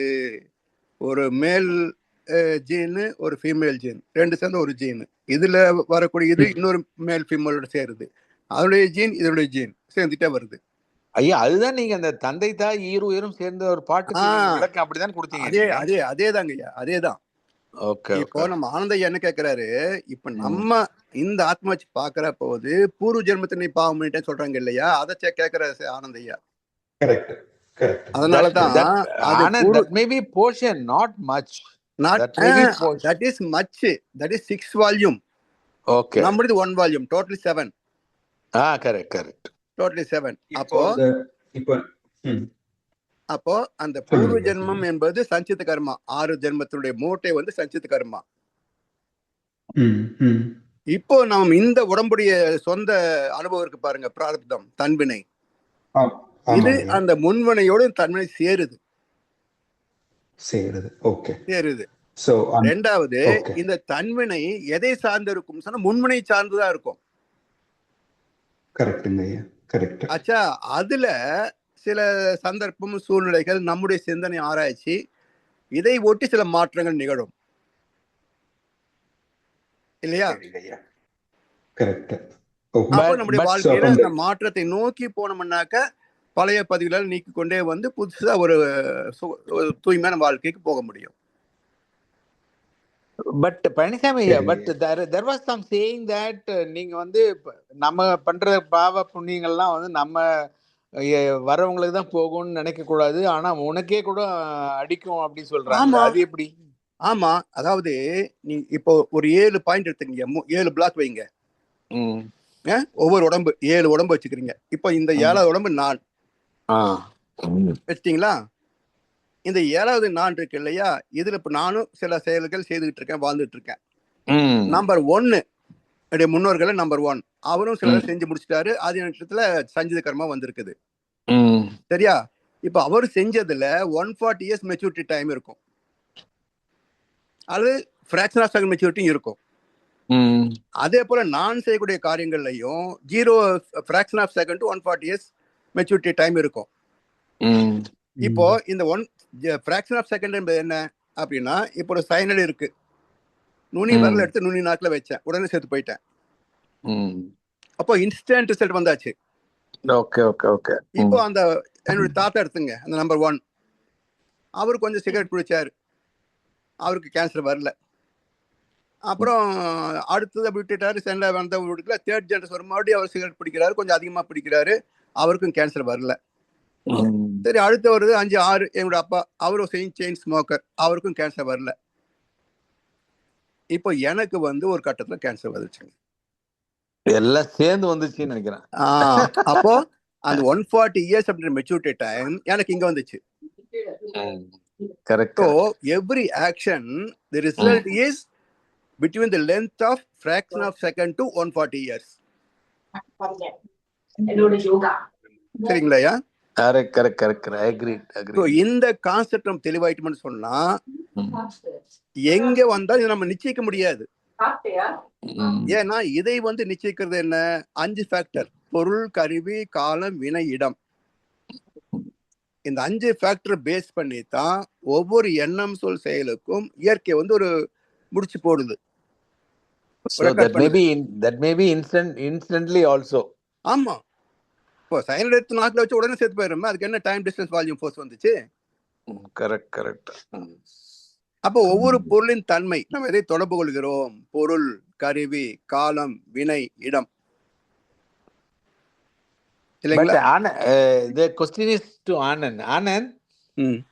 இப்ப நீங்க இப்ப சொன்னீங்க இல்லையா, நீங்க ஜோசியம் எல்லாம் பாக்குறேன்னு சொன்னீங்க. அதுல எனக்கு ஒரு கொஸ்டின். சப்போஸ் இப்போ நாம வந்து கரண்ட் இயரை வந்து நம்ம நல்லா பண்ணணும்னா, is there any preventive measures we have to take in our life? இல்ல இது வந்து இப்போ நம்ம பிராயச்சித்தம், மேல் பதிவு, அடியோட அழுத்தம்னு ஒண்ணு இருக்கு இல்லைங்களா? பாவப்பதிவு போக்குன்ற வழிகளை மகிழ்ச்சி வந்து 3 ஸ்டெப்பா சொல்றாங்க இல்லையா? ஓகே. இப்போ பிராயச்சித்தம் என்பது என்ன? ஒரு தவறு நடந்து போச்சு, ஒருத்தர் பாதிக்கப்படுறான்னு சொன்னா இன்ஸ்டன்ட்லி அப்பவே மன்னிப்பு கேட்டோ நஷ்டீடு கொடுத்தோ அவரை சாந்தப்படுத்திடணும். உடனே. அப்ப என்ன ஆகும்? நமக்கு ஒரு ஆக்சிடென்ட் வருது வச்சுங்க, யாராவது காப்பாத்தி விட்டுருவாங்க. தலைக்கு வந்து தலைப்பாயோடு போச்சுன்றாங்களா? அது மாதிரி. ஆமா. அப்போ துன்பமும் வந்தது, உடனே காப்பாத்துகின்ற ஒரு வாய்ப்பும் கிடைச்சது. கரெக்ட். I agree. இதுதான். அப்போ இங்க இன்ஸ்டன்டா செஞ்சதுக்கே இப்படி இன்ஸ்டன்டா ஒரு நெகட்டிவ் வருது, உடனே பாசிட்டிவ் வந்து ப்ரொடெக்ட் பண்ணுது அப்படின்னு சொன்னா, ஒண்ணு முடிஞ்சு போச்சுன்னா அதே மாதிரி டைம் லேக் வரும். ஓகே. அப்புறம் டாக்டர் காப்பாத்துவார். இங்க அடிவாங்கி காப்பாத்துவாங்க, ஹாஸ்பிடல் டாக்டர் காப்பாத்துவார். அது விட முத்தி போச்சு வச்சுங்க, டாக்டர் காப்பாத்த முடியாது. நீ காசு டெபிட் ரொம்ப வேடிக்கைங்கய்யா, இன்டெப்தாவும் இருக்கும், நினைக்க வேடிக்கையாவும் இருக்கும். ஐயா ஒரு கடைசி தொடர்பான கேள்வி, அதோட விட்டு நேரம் கருதி. ஐயா நீங்க ஒரு அழகா விளக்குனீங்க, ஆன்மாவின் தொடர்ச்சின்னு ஒரு வார்த்தை யூஸ் பண்ணீங்க ஐயா. அப்படின்னா இந்த கடந்த 7 தலைமுறை என்னோட சேர்ந்து ஒரே ஆன்மாதான் இத்தனை உடல்ல இருக்குதா தொடர்ச்சிங்கிறதுனால, இல்ல ஒவ்வொரு உடலுக்குள்ள ஒவ்வொரு புது ஆன்மான்னு எடுத்துக்கணுமா ஐயா? புது ஆத்மா வரவே வராதுங்க, ஜெராக்ஸ் காப்பி தான். இப்போ முதல்ல ஒரு தென்னை மரம் வந்து வச்சுக்கோங்க, அதனுடைய கன்று இன்னொரு தென்னை மரம் ஆச்சு. ஒரு 100 வருஷம் ஆறப்போகுது, முதல்ல தென்னை மரம் இருக்குமா? இப்போ இல்ல, இருக்காதுங்க ஐயா. ஆனா இப்பவும் தென்னை மரம் இருக்குல்ல, இருக்கு. அப்போ ஒரு தொடர் பயணம். இதே போல ஆத்மா ஒரு தொடர் பயணம். அதை நீங்க வந்து ஒரு குறிப்பிட்ட உடம்புன்னு சொல்லி பிக்ஸ் பண்ண முடியாது. அருமை ஐயா, அருமை. Okay okay. ஏன்னா இப்ப ஏன் ஆத்மா எடுத்தீங்கன்னா 7 தலைமுறை கணக்கு போட்டீங்கன்னா என் தாய் தந்தை 2 பேர் ஆயிப்போச்சு. அவங்களுக்கு எடுத்தீங்கன்னா இந்த பக்கம் 2 அந்த பக்கம் 4 பேர் ஆயிப்போச்சு. அவங்களுக்கு எடுத்தா இந்த பக்கம் 2 2 அந்த பக்கம் 2 2 16 பேர் ஆயிப்போச்சு. அப்ப நீங்க ஒரு புள்ளி வச்சு எனக்கு மூலம் தாய் தந்தை, அவங்களுக்கு மூலம் தாத்தா பாட்டி, கொழு தாத்தா பாட்டி போனீங்கன்னா எத்தனை ஆத்மாவுடைய இம்ப்ரூன்ஸ் எல்லாம் சேர்ந்து சஞ்சிதகரமாக எங்கிட்ட வந்து நிக்குது. கண்டிப்பாங்க. சும்மா சின்ன கணக்கு போட்டு பாருங்க எத்தனை வருது பாருங்க. நமக்கு இப்ப நான் எடுத்துக்கிட்டீங்கன்னா நான் ஒரு ஆத்மா. இந்த ஜெராக்ஸ் காப்பி கொடுத்தது 2 பேர், தாய் தந்தை. தந்தைக்கு ஜெராக்ஸ் கொடுத்தது 2 தாய் தந்தை, ஒரு தாய் தந்தை. அம்மாவுக்கு ஜெராக்ஸ் கொடுத்தது ஒரு தாய் தந்தை, 4 பேர் ஆச்சு. இவங்களுக்கு 2 பேர் 2 பேர் போட்டே போங்க. 6 தலைமுறைக்கு எத்தனை பேர் கணக்கு போட்டு பாருங்க. அடுத்த வகுப்பு நம்ம பேசுவோம். ரொம்ப ரொம்ப நன்றிங்க. அருமையான விளக்கம், அருமையான விளக்கம். இத்தனை சேர்ந்து நம்ம கிட்ட சஞ்சிதகரமான ஒரு பஞ்சா நிக்குது. இதோட நாம் சேர்றது கூட சேரும் தன்வினை. கண்டிப்பாங்க. அதனால சும்மா வந்து உனக்கு கஷ்டம் வந்துருச்சுன்னு சொன்னா எது காரணம் அது காரணம், அதெல்லாம் சும்மா தர்மத்தை சார்ந்து வாழ், வேற வழியே கிடையாது. கஷ்டம் வரும், ஞானிகளுக்கும் கஷ்டம் வரும், நோய் வரும், தாங்கிக்கிட்டு பொறுத்துக்கிட்டு சமாளிச்சு போக வேண்டியதுதான். ரொம்ப ரொம்ப நன்றிங்க. வாழ்க வளமுடன். சோ நீங்க சொல்றது let us not wait for 120 years ன்னு சொல்றீங்களா? எப்படி சொல்ல முடியும்? வெயிட் பண்ண முடியாது இல்லைங்கய்யா. எப்படி சொல்ல முடியும்? அம்மா ஏற்கனவே டிசைட் நமக்கு எத்தனை வருஷம் ஆயிலன்றது டிசைட் ஆயிருக்கும். நம்ம இங்க வந்து இப்போ ஒழுக்க பழக்கத்தோட இருக்கிறதுனால கொஞ்சம் எக்ஸ்டென்ஷன் ஆகும் இல்லையா? இப்ப சாமி சொன்ன மாதிரி 45 வயசு ஜோசியர் சொன்னாரு, அவர் 95 வயசு வரைக்கும் இருந்தாரு. கரெக்ட். அப்போ நம்முடைய தன்வினையில சில மாற்றம் நிகழ்கின்ற போது அது அடுத்த கட்டத்துக்கு போலாம். So let us hope for the best. Thank you ஐயா. வாழ்க வளமுடன் ஐயா. நன்றி ஐயா. கபிலா ஐயா, உங்களுக்கு கேள்வி இருக்குதா? இல்ல. ஐயா கேளுங்க. வாழ்க வளமுடன் ஐயா. வாழ்க வளமுடன் ஐயா. ஒரு கேள்வி. இப்ப நீங்கள் குறித்த இந்த விளக்கத்தில இருந்து நீங்கள் அந்த பாட்டுக்கான விளக்கம் சொல்லுங்கள். ஆரம்பத்திலேயும் குறிப்பிட்டீர்கள் ஆன்மா ஒன்றே. அப்போ இந்த 840 கோடி மக்கள் இருந்தாலும், அதை விட மில்லியன் கணக்கில் உயிர்கள் எல்லாம் இருந்தாலும், ஒரே ஒரு ஆன்மாதான் எல்லாமாக இருக்கிறது என்றதுதான் அர்த்தம் ஐயா. இல்ல ஒரே ஆத்மா எல்லாவாக சொல்லக்கூடாது. ஏன்னா இப்போ தாவரங்கள்ல ஒரு குணம் இருக்குது, அதெல்லாம் நம்மகிட்ட இருக்கு. ஆனா இப்போ நம்ம கணக்கின் வினை பதிவு, அதுக்கான வினை விளைவு என்று வருகின்ற போது இது 7 தலைமுறை வரைக்கும் தான் கணக்குல சேரும். ஏன்னா 140 இயர்ஸ்ல வந்து அது நியூட்ரலைஸ் ஆயிடும் அல்லது வந்து ரினியூவல் ஆயிடும். சரிங்களா? 7 ஜெனரேஷன் மேல ஒண்ணு வந்து ரினியூ பண்ணாதான் நிக்குமே தவிர, இல்லைன்னா ஆட்டோமேட்டிக்கா சப்சிடைஸ் ஆயிடும். நான் அந்த இடத்துல கேட்கலையா, அந்த முதல் உயிர் ஆன்மா ஒன்று தோன்று, உயிர் காந்தக்களம் தோன்றி வந்து மற்ற ஆன்மீகத்தில் சொல்றார்கள் தானே ஆன்மா ஒன்றே என்று. ஆன்மா ஒன்றுதான் என்று. அது பரமாத்மா உண்டு. அந்த பரமாத்மாவிலிருந்து வந்தது தானே இந்த ஜீவாத்மாக்கள் எல்லாம். அதாவது பரமாத்மாவில உயிர் லேசான வெப்பத்தன்மையும் நீர்த்தன்மையும் சேர்ந்தால் அது தனித்த உடலாக பின்னப்படும். தனித்த உடலாக பின்னப்படும். அந்த உடம்பு என்ன அனுபவங்களை பெறுகிறதோ அது அதனுடைய தன்மையமாகும், கேரக்டர் ஆகும்.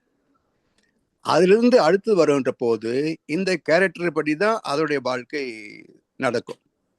பிளஸ் அதோடைய எக்ஸ்பீரியன்ஸும் அது கூட கலக்கும். அது வருகின்ற போதுதான் இந்த மைக்ரோ பாக்டீரியா அமீபாவாகி, அமீபா மற்ற நுண்ணுயிர்களாக மாற்றம் பெற்று, அது பிறகு வந்து வளர்ச்சி பெற்று தாவரங்களாகி, அதுல எத்தனையோ தாவரங்கள் வந்து நீர்வாழ் தாவரங்கள்லேருந்து மண்ணில வளரக்கூடிய தாவரங்கள் வந்து, நீர்வாழ் ஜீவரசிலிருந்து மண்ணில வரக்கூடிய ஆமை போன்ற ஜீவன்கள் வந்து, இது எத்தனையோ கோடி வருஷம் நடந்த வரலாறு இது. இதுல எது நமக்கு ரிசல்ட்டுக்கு வருதுன்னு பார்த்தா, நாம் செய்த செயலுக்குரிய result fraction of second to 140 years. இன்றைக்கு நான் செய்தேன், ஆனால் 140 நான் இருக்க போறது இல்லை. இப்போ 75 வயசு ஆச்சு. அப்போ இம்மிடியட்டா நமக்கு இன்ஸ்டன்டாக வரக்கூடியது உடனே வந்துடும். அடுத்த வருஷத்துக்குள்ள வரக்கூடியது இருந்ததுன்னா ஒரு வேலை இருந்தால் அது நமக்கு அஃபெக்ட் ஆகும். 140 வச்சுங்க, என்னுடைய 3வது தலைமுறைக்கு போகும். சரிங்களா? கொழுப்பேரன் கொழுப்பேத்து அப்படி போயிடும். இதே கணக்கு தான் நமக்கு முன்னாடி இருந்து நமக்கு வந்துட்டு இருக்கு.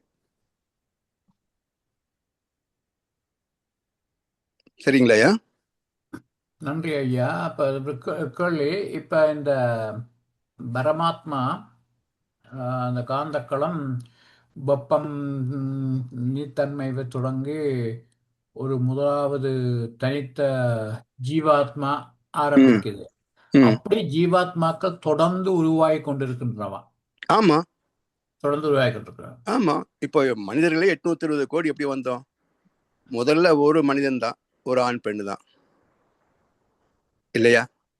இல்ல, அந்த ஒன்றுல இருந்து இவ்வளவு பெரிய ஆமா, பல. ஆமாங்க ஐயா. இப்போ நீங்க ஒரு 7 தலைமுறை முன்னாடி பின்னாடி போங்க. இப்போ என் கூட பிறந்தவங்க 4 பேர், சரியா? எங்க அம்மா கூட பிறந்தது 12 பேர், எங்க அப்பா கூட பிறந்தது 3 பேர். எத்தனை பேர் ஆச்சுங்க இப்போ? அப்படி அவங்க அப்பா அம்மாவுக்கு போங்க, இல்லையா? அப்போ அந்த ஒரு தாய் தந்தைக்கு தான் இப்போ 100 பேர் இருக்கிறோம்.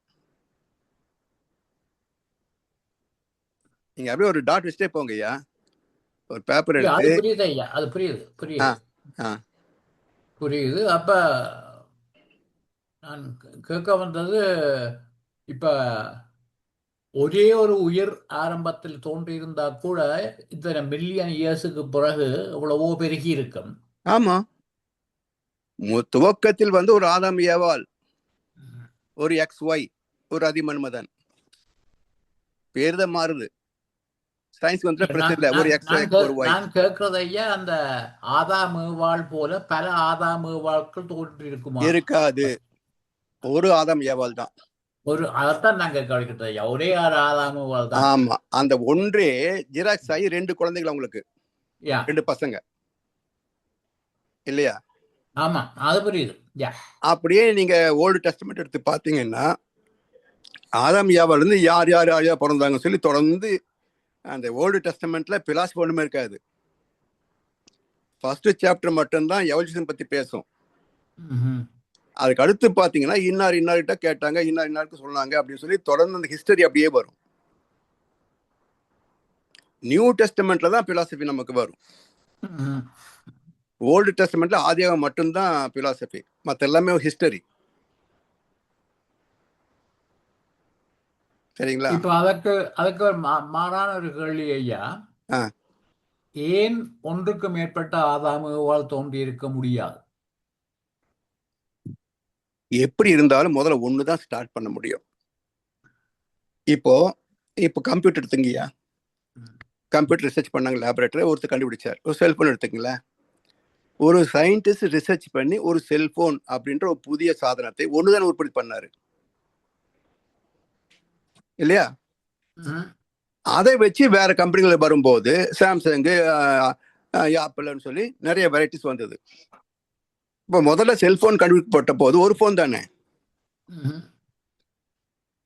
இல்லையா? ஐயா, இப்ப சுத்த வழியில இருந்து இறைத்துகள் தோன்றி, விண் தோன்றி, காந்தக்களம் தோன்றி, அந்த ப்ரோசஸ் கண்டினியூஸ் ப்ரோசஸ் தானே? ஆமா. அப்ப அந்த கண்டினியூஸ் ப்ரோசஸ்ல புதுசாக ஜீவகாந்தம் என்ன ஒரு புது உயிர் ஒன்று தோன்றி இருக்கலாம் தானே? ஏன் ஆதாம் ஏவாள் மட்டும்தான்?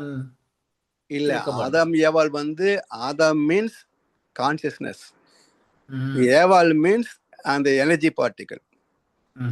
எப்படி இந்து தத்துவத்துல சிவம் சக்தின்னு சொல்றோமோ அதேதான் ஆதாம் ஏவாள்.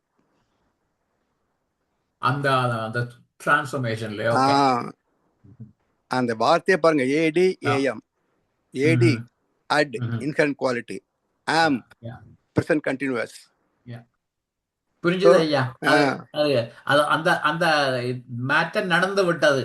ஆமா, அது ஆமா, அந்த டிரான்ஸ்ஃபர்மேஷன் நடந்துட்டது. அதுக்கு மேல திருப்பி கோயிங் பேக் இல்ல. ஆமா. ஓகே, ஏன்னா நேச்சர் நெவர் ரிப்பீட்ஸ். ஆமா ஆமா, அது அப்படியே முன்னாடி போய்கிட்டே இருக்கும். நோ ரிவர்ஸ் கியரே கிடையாது. புரிஞ்சுது ஐயா. இன்னொரு கேள்வி ஐயா, இப்ப சுத்த வழியிலிருந்து இறைதுகள் எப்படி தோன்றுன்றதுக்கு விளக்கம் இருக்கு, எப்படி தோன்றியது. ஆமா ஆமா பிறகு இறைதுகள்ல இருந்து விண் தோன்றிய ஒவ்வொரு பரிமாணத்துக்கும் விளக்கம் இருக்கு. ஆமா ஆனால் இந்த என்ன காந்த களத்துல இருந்து வெப்ப தப்ப சூழ்நிலைகள் இருக்கின்ற போது பரமாத்மா ஜீவகாந்தம் தொடக்கிறது. ஆமா ஆனா அது எப்படி தொடங்கினது என்று அந்த உருவாகியதுன்றதுக்கு ஒரு விளக்கம் இல்லையே. அப்படி சந்தர்ப்பத்தில் இல்ல, அந்த விளக்கம் என்னன்னாங்கய்யா, இப்போ விண் வந்தது, மில்கி வே கேலக்சில எத்தனையோ சோலார் சிஸ்டம் வந்தது, சன் ஃபேமிலிஸ் இருக்கு. இந்த சன் ஃபேமிலியில் ஒண்ணு நாம் இருக்கிற இந்த சன் ஃபேமிலி, சரியா? இதுல சூரியனிலிருந்து சூரியனுடைய சுழற்சியில சூரியனுக்கு இருந்த அணுக்கள் எல்லாம் சிதறிய போது அந்த சிதறலுடைய வெலாசிட்டிக்கு தகுந்தாறு போல பக்கத்துல இருந்தது, அடுத்தடுத்து இருந்தது, கடைசி வரைக்கும் புளூட்டோ வரைக்கும் போயிடுச்சு இல்லையா? இதுல ஒரு கோள் பூமி. இப்ப பூமி இதுல நவக்கோள்கள். இந்த கேலக்சியிலயோ அல்ல யூனிவர்ஸ்லயோ 27 நட்சத்திர தொகுதிகள். இந்த 3 சேர்ற போதுதான் விண் வந்து காந்தமாக விண் வந்து உயிராக மாறுது, இறை துகள் ஜீவந்த துகளாக மாறுது. இதுக்கு என்ன ப்ரூஃப்? உடம்புல பஞ்சபதம் இருக்கு, சந்தேகம் இல்லை. 7 தாதுக்கள் இருக்கு, சந்தேகம் இல்லை. பாசிட்டிவ் நெகட்டிவ் திங்கிங் இருக்கு, உடல் சார்ந்த தேவைகளையே தேடுவது, கடவுளை பற்றிய சிந்தனை, ஆன்மீக சிந்தனை 2 இருக்கு, ராகு கேது. இதுலயும் ஓகேயா? அடுத்தது நட்சத்திரங்கள் 27. இது எப்படி நமக்கு தாக்கத்தை ஏற்படுத்துதுன்றது ஒரு கேள்வி இருக்கும் இல்லைங்களா? இப்போ நம்முடைய ரெக்கார்டிங்ஸ் எல்லாம் எங்க இருக்குன்னு பார்த்தா 14 to 40 சைக்கிள்ஸ் அப்படின்னு சயின்ஸ் சொல்லுது, பீட்டா ஃப்ரீக்வன்சி. இந்த 40ல 13 லெஸ் பண்ணிட்டீங்கன்னா 27 மிச்சம். 27 காரணம் என்ன? அந்த 27 வகையான கேரக்டர் இருக்குது அந்த நட்சத்திரங்கள்ல. ஒவ்வொரு நட்சத்திரத்துக்கும் இந்த மாதிரியான பேசிக் கேரக்டர் இருக்குன்னு ஜோதிட சாஸ்திரம் சொல்றாங்க. அது பர்ஃபெக்ட், எல்லாருக்கும் பொருந்தும். விசாகத்துல பிறந்தவங்களுக்கு ஒரு மாதிரி கேரக்டர் இருக்கும், மகம்ல பிறந்தவங்க ஒரு மாதிரி கேரக்டர் இருக்கும், ஆயுதத்துல பிறந்தவங்களுக்கு ஒரு மாதிரி கேரக்டர் இருக்கும். இது எல்லாரும் ஏற்றுக்கொள்ளக்கூடிய ஒரு உண்மைதான், சரிங்களா?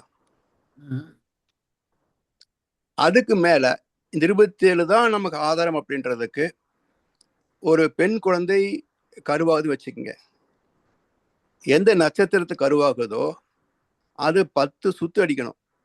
27 × 10 270 days. டெலிவரி அப்போ 270 280 எடுத்துடணும், வெளியே வந்துடணும். அது ஏன் 280 வரைக்கும் போகுது அப்படின்னா 28 தொகுதி இருந்ததாக ஒரு குறிப்பு இருக்குங்க ஜோதிட சாஸ்திரங்கள்ல. முதல்ல வந்து 28 தொகுதி இருந்தது. ஒரு தொகுதி வந்து குறைந்த நட்சத்திரனுடைய தொகுப்பு. அதனால காலப்போக்கில் என்ன ஆச்சு, அது பிரிஞ்சு பக்கத்துல இருந்ததோட அட்டாச் ஆயிடுச்சு. ஸோ 28வது மினிமம் ஸ்டார்ஸோட இருந்த தொகுதி பக்கத்துல மிக்ஸ் ஆனதுனால ரிசல்ட் வந்து 27 இன்னைக்கு வரைக்கும் இருக்கு. அதனால ஃப்ராக்ஷன் 27 + 270 + 10 days. சரிங்களா?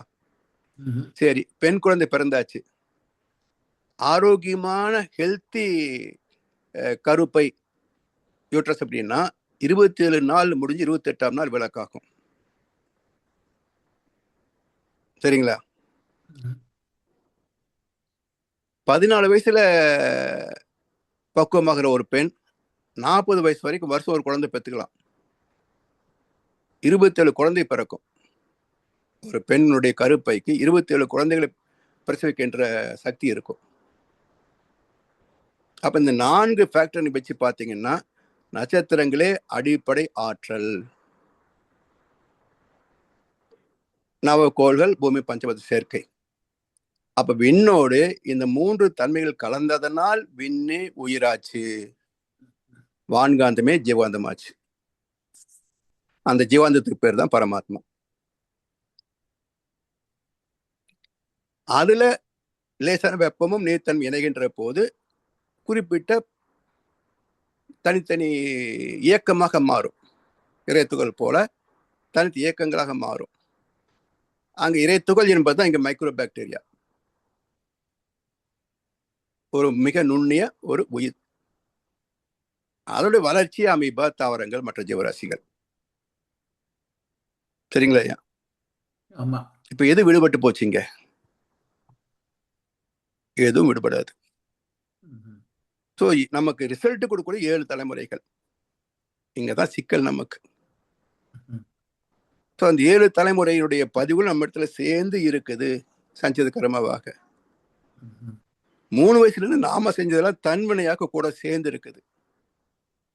இந்த ரெண்டும் சேர்ந்த தொகுப்பு தான் நமக்கு அடுத்து எண்ணம் தோன்றுவதற்கும் ஆதாரம். பின்வினைக்கு மூலம் முன்வினை கூட்டல் தன்வினை ரெண்டும் சேர்ந்தது பின்வினைக்கான எண்ணம், சொல், செயல். சரிங்களா? ஆமா ஐயா, நன்றி ஐயா. அவ்வளவுதான், குழப்பமே இல்லைங்க ஐயா. மகசுடைய தத்துவம் மிக தெளிவு. ஏன் சிரமமா இருக்குன்னா, நமக்கு இது வரைக்கும் இதுதான் ஃபர்ஸ்ட் இன்ஃபர்மேஷன் நமக்கு இல்லையா? இதுக்கு முன்னாடி நம்ம இதை கேட்கலையே. மகர்ஷி வந்த பிறகுதான் இதெல்லாம் கேட்டுக்கிட்டு இருக்கிறோம்.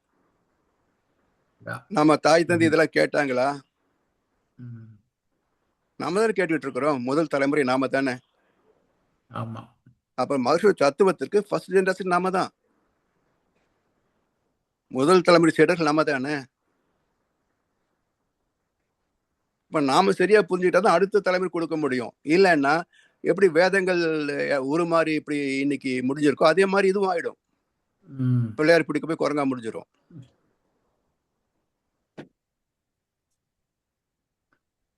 ஐயா, என்ன ஒரு கேள்வி. இந்த பிறக்கின்ற போது இருக்கின்ற கிரக நிலைகள் எங்களுடைய வாழ்க்கையை தீர்மானிக்கின்றதா, அல்லது எங்களுடைய கருமையம் பிறக்கும் நேரத்தை தீர்மானிக்கும்? அதாவது நட்சத்திரங்கள் பொதுவா ஜோதிட சாஸ்திரத்தை என்ன சொல்லுவாங்க, நட்சத்திர பலன் தான் வாழ்க்கை அப்படிம்பாங்க.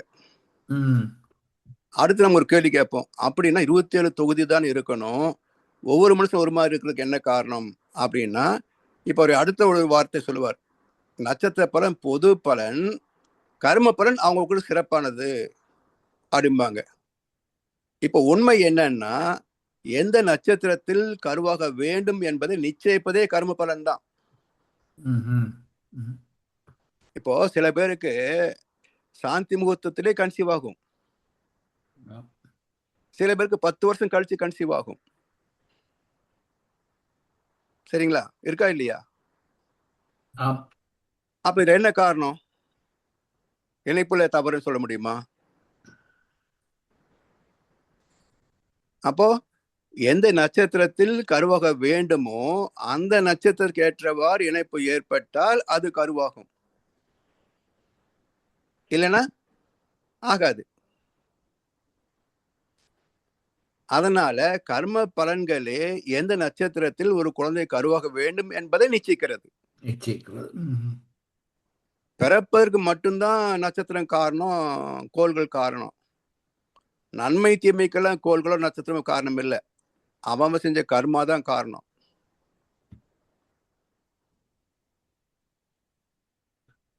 சரிங்களா ஐயா? ஆமா. பிறப்பே நட்சத்திர அமைப்பே பிறப்பால தீர்மானிக்கப்படுகிற, கர்மையத்தால் தீர்மானிக்கப்படுகின்ற போது இந்த ஜோதிட சாஸ்திரத்திலே ஒரு விசுவாசமும் இல்லை தானே ஐயா? அது என்னன்னா ஒரு இன்ஃபர்மேஷன் நமக்கு. இங்க ஜோதிடம் பார்ப்பதனால எதுவுமே மாறாது. சரிங்களா? அது நம்ம காரணத்தை சொல்லும். இப்போ இந்த கிரகம் இங்க இருக்குது, சனி ஆட்சியில் இருக்குது, 5ஆம் இடத்துல இருக்கு, 8ஆம் இடத்துல இருக்குது அப்படின்ற போது அந்த காரணத்தை சொல்லும். என்ன சொல்லுது? இப்போ சனி 7.5 சனி வச்சுக்கீங்களேன், தொடர்ந்து 3 ராசிகள் 2.5 வந்துச்சுன்னா 7.5 வருஷம் தொடர்ந்து சனியுடைய ஆதிக்கம் இருந்ததுன்னா 7.5 சனிம்பாங்க. இது என்ன சொல்றாங்க? ஒரு கோணத்தில் விக்ரம சனி, இன்னொரு கோணத்துல நல சனி, விக்ரம சனியில நல்லது நடக்கும், நல சனியில கெட்டது நடக்கும். சரி, இப்போ ஒரு கருமையம் எடுத்துங்க, ஒரு சின்ன புள்ளி வச்சுக்கங்க. இதுக்குள்ள நம்ம செஞ்ச பாவ புண்ணியம் ரெண்டுமே இருக்கு. இப்போ சனி இங்க எடுத்துங்க, ஒரு ஆங்கிள் சனி, 7.5 வருஷம் சனி. இந்த பக்கம் ஆப்போசிட்ல இன்னொரு நல சனி வச்சுக்கோங்க. இப்போ சனி இங்க இருக்கும்போது விக்ரம கோணத்தில் இருக்கிற போது நமக்கு நல்ல தொழில் அமையுது, நல்ல வாழ்க்கை துணை அமையுது, ஒரு வீடு கட்டுறோம், இது எல்லாமே நடக்கும்.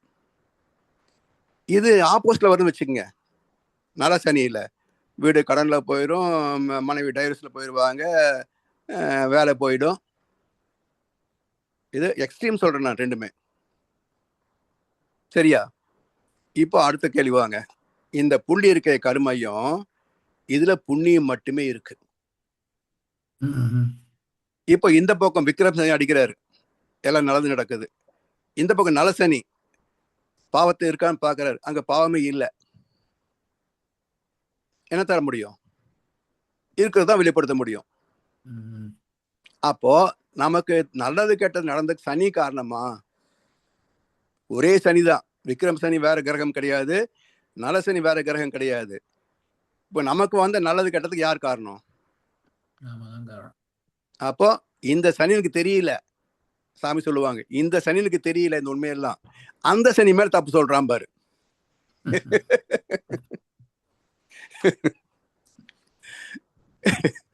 இல்லைங்களா?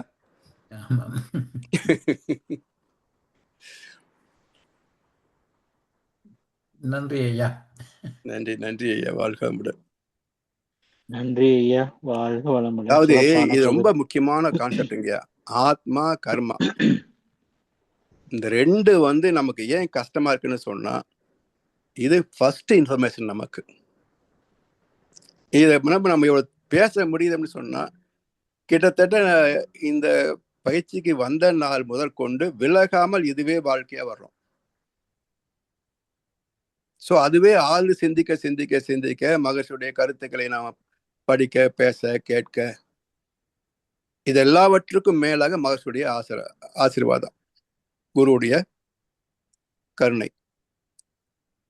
இப்பதான் இதை பத்தி நான் இவ்வளவு தெளிவா பேசிட்டு இருக்கேன். இதே நான் ஒரு 10 வருஷம் முன்னாடி இப்படி நான் பேசியிருப்பேன்னா இல்ல. அப்போ தொடர் சிந்தனையில் பெறக்கூடிய தெளிவு இல்லைங்களா? அந்த ஃபர்ஸ்ட் இன்ஃபர்மேஷனையே திரும்ப திரும்ப ஆராய்ந்து ஆராய்ந்து ஆராய்ந்து யோசிச்சு யோசிச்சு பார்த்து பெற்ற தெளிவில இன்றைக்கு இந்த இடத்துக்கு வந்திருக்கிறோம். அதே போல கேட்பவர்களும் அதே மாதிரி தொடர்ந்து சிந்திக்க சிந்திக்கத்தான் தெளிவு வரும். அப்போ நாம கொஞ்சம் எனக்கு புரியலன்னு சொன்னாலும் அடுத்து வரக்கூடிய நம்முடைய சந்ததி, அடுத்து வரக்கூடிய பேர குழந்தைகள் சந்ததி, இப்படியே தொடர்ந்து இந்த தத்துவத்து மீதியே போனோம்னு சொன்னா ஒரு கட்டத்தை எல்லாருக்கும் தெளிவாக விளங்கி போகும். நான் ஏன் இந்த மதவாதிகளை அதிகமா குறை பேசுறேன் அப்படின்னாக்க, இந்த கடமையை அவங்க செய்யல, பல நூற்றாண்டுகளுக்கு செய்யல. மக்களை அப்படியே ஆத்மான்னு சொல்லி பயமுறுத்தி, கிரகங்கள் சொல்லி பயமுறுத்தி, அதுல காசு சம்பாதிச்சு வயிற்று வளர்த்துக்கிட்டு இப்படியே ஒரு திருட்டு வாழ்க்கை வாழ்ந்திருக்கிறாங்களே தவிர இவர்கள் ஒரு பொது வாழ்க்கை வாழவில்லை.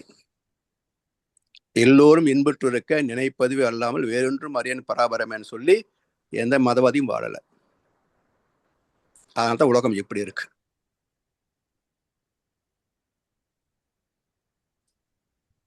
இல்லைங்களா ஐயா? நன்றி ஐயா. ஆமா, அதுதான். சோ இப்போ நம்ம இதை விளங்கி கொண்டே வந்தோம்னா அடுத்து வரக்கூடிய தலைமுறைகளை மாற்றம் வரும். சோ இதுக்கு என்னென்னங்கய்யா அடுத்த கட்டம்? தேவையில்லாத விளக்கிடணும். இதே உலகத்துல எல்லாரும் வாழ்ந்துட்டு இருக்கிறோம். இப்போ ஊர் சுத்தலாம் கிளம்பினா நானும் கனடா வந்திருக்கேன், அங்க போலாம் இங்க போலாம் சுத்திட்டு தான் இருக்கலாம். என்ன பார்க்க போறேன்? எங்க போனாலும் செடி கொடி மரம் பில்டிங்ஸ் மக்கள் இவ்வளவுதானே பார்க்க போறது. இதுல என்ன இருக்கு? உட்கார்ந்து எதை படிக்கலாம், பேசலாம், சிந்திக்கலாம் அப்படின்னா நமக்கு தெளிவு பிறக்குது. இல்ல ஊர் சுத்தி போகலாம், கனடா போனேன் அருமையா இருந்து, அங்க போனேன் இங்க போனேன், இப்போ என்ன கிடைக்கும்? ஒன்றும் கிடைக்காது. அப்ப வாழ்க்கை வீணா போகும். வாழ்க்கை வீணா போகும். சிந்திக்க வேண்டிய காலம் போற ஊர் சுத்தியாச்சு, சிந்திப்பதுக்கு நேரம் இல்லை, எதுவும் தெரியாது. அப்போ பாவ புண்ணியத்துக்கு வித்தியாசம் தெரியல. சந்தர்ப்ப சூழ்நிலை ஒட்டி எதையா செஞ்சுக்க வேண்டியது. கஷ்டம் வந்தால் போய் கோயில் சுற்ற வேண்டியது, இல்லை பூசாரியும் ஜோசியர்களையும் அலைய வேண்டியது. எப்படி கஷ்டம் தேருங்க ஐயா, இல்லையா? ஆமா. நன்றி. ஸோ நேரம் எல்லாருக்கும் இருக்கு. நாம் இதை பிடிச்சிக்கணும், சிக்கனை பிடிச்சிக்கணும். சிக்கனை பற்றினே எங்கெழுந்து 60 அடியும் சொன்ன மாதிரி வேதத்திலே மகிழ்ச்சியை சிக்கனை பிடிச்சிட்டோன்னு வச்சுக்கங்களேன், அவர் நம்மளை கரை சேர்த்திருவார். வேற ஒன்றும் இல்லைங்க, இவ்வளோதான். நன்றி ஐயா. நன்றி ஐயா. வாழ்க வளமுடன். வாழ்க வளமுடன். நன்றி ஐயா, வாழ்க வளமுடன். வாழ்க வளமுடன் ஐயா. நாம் இன்றைய நிகழ்ச்சிகளை இத்துடன் நிறைவு செய்ய போகிறோம். வேற கேள்விகள் இல்லை. ஞானக்களஞ்சியம் கவிகளுக்கு சிறப்பான விளக்கங்களையும் அன்பர்களின் கேள்விகளுக்கு சிறப்பான பதில்களையும் அளித்து பல சந்தேகங்களையும் தீர்த்து வைத்ததோடு சிறப்பாக இந்த கனடா ஜூம் 7 வருட நிகழ்வு நிறைவிலே அவரது அளப்பரிய உரைகள் மூலம் நமக்கு உவந்தளித்து நமக்கு மனம், ஜீவகாந்தம், அறிவு, ஆத்மா, இறைநிலை, காந்தம், நான் யார், யார் குரு என்பன போன்ற பல வேதாத்திய தத்துவங்களை விளங்க வைத்த பேராசிரியர் பழனிசாமி ஐயா அவர்களுக்கு கனடா ஸ்கை சென்டர் சார்பிலே மனமார்ந்த நன்றிகளும் வாழ்த்துக்களும். இப்போது பேராசிரியர் பழனிசாமி ஐயா அவர்களுக்கு நமது மன்றத்தின் சார்பிலே ஒரு வாழ்த்து தெரிவிப்போம். அனைவரும் துரிய நிலைக்கு வந்துவிடவும். பேராசிரியர் பழனிசாமி ஐயா அவர்கள். பேராசிரியர் பழனிசாமி அவர்களின் உளநலம், மனவளம், பொருளாதார வளம். பேராசிரியர் பழனிசாமி ஐயாவின் அன்பு குடும்பம்.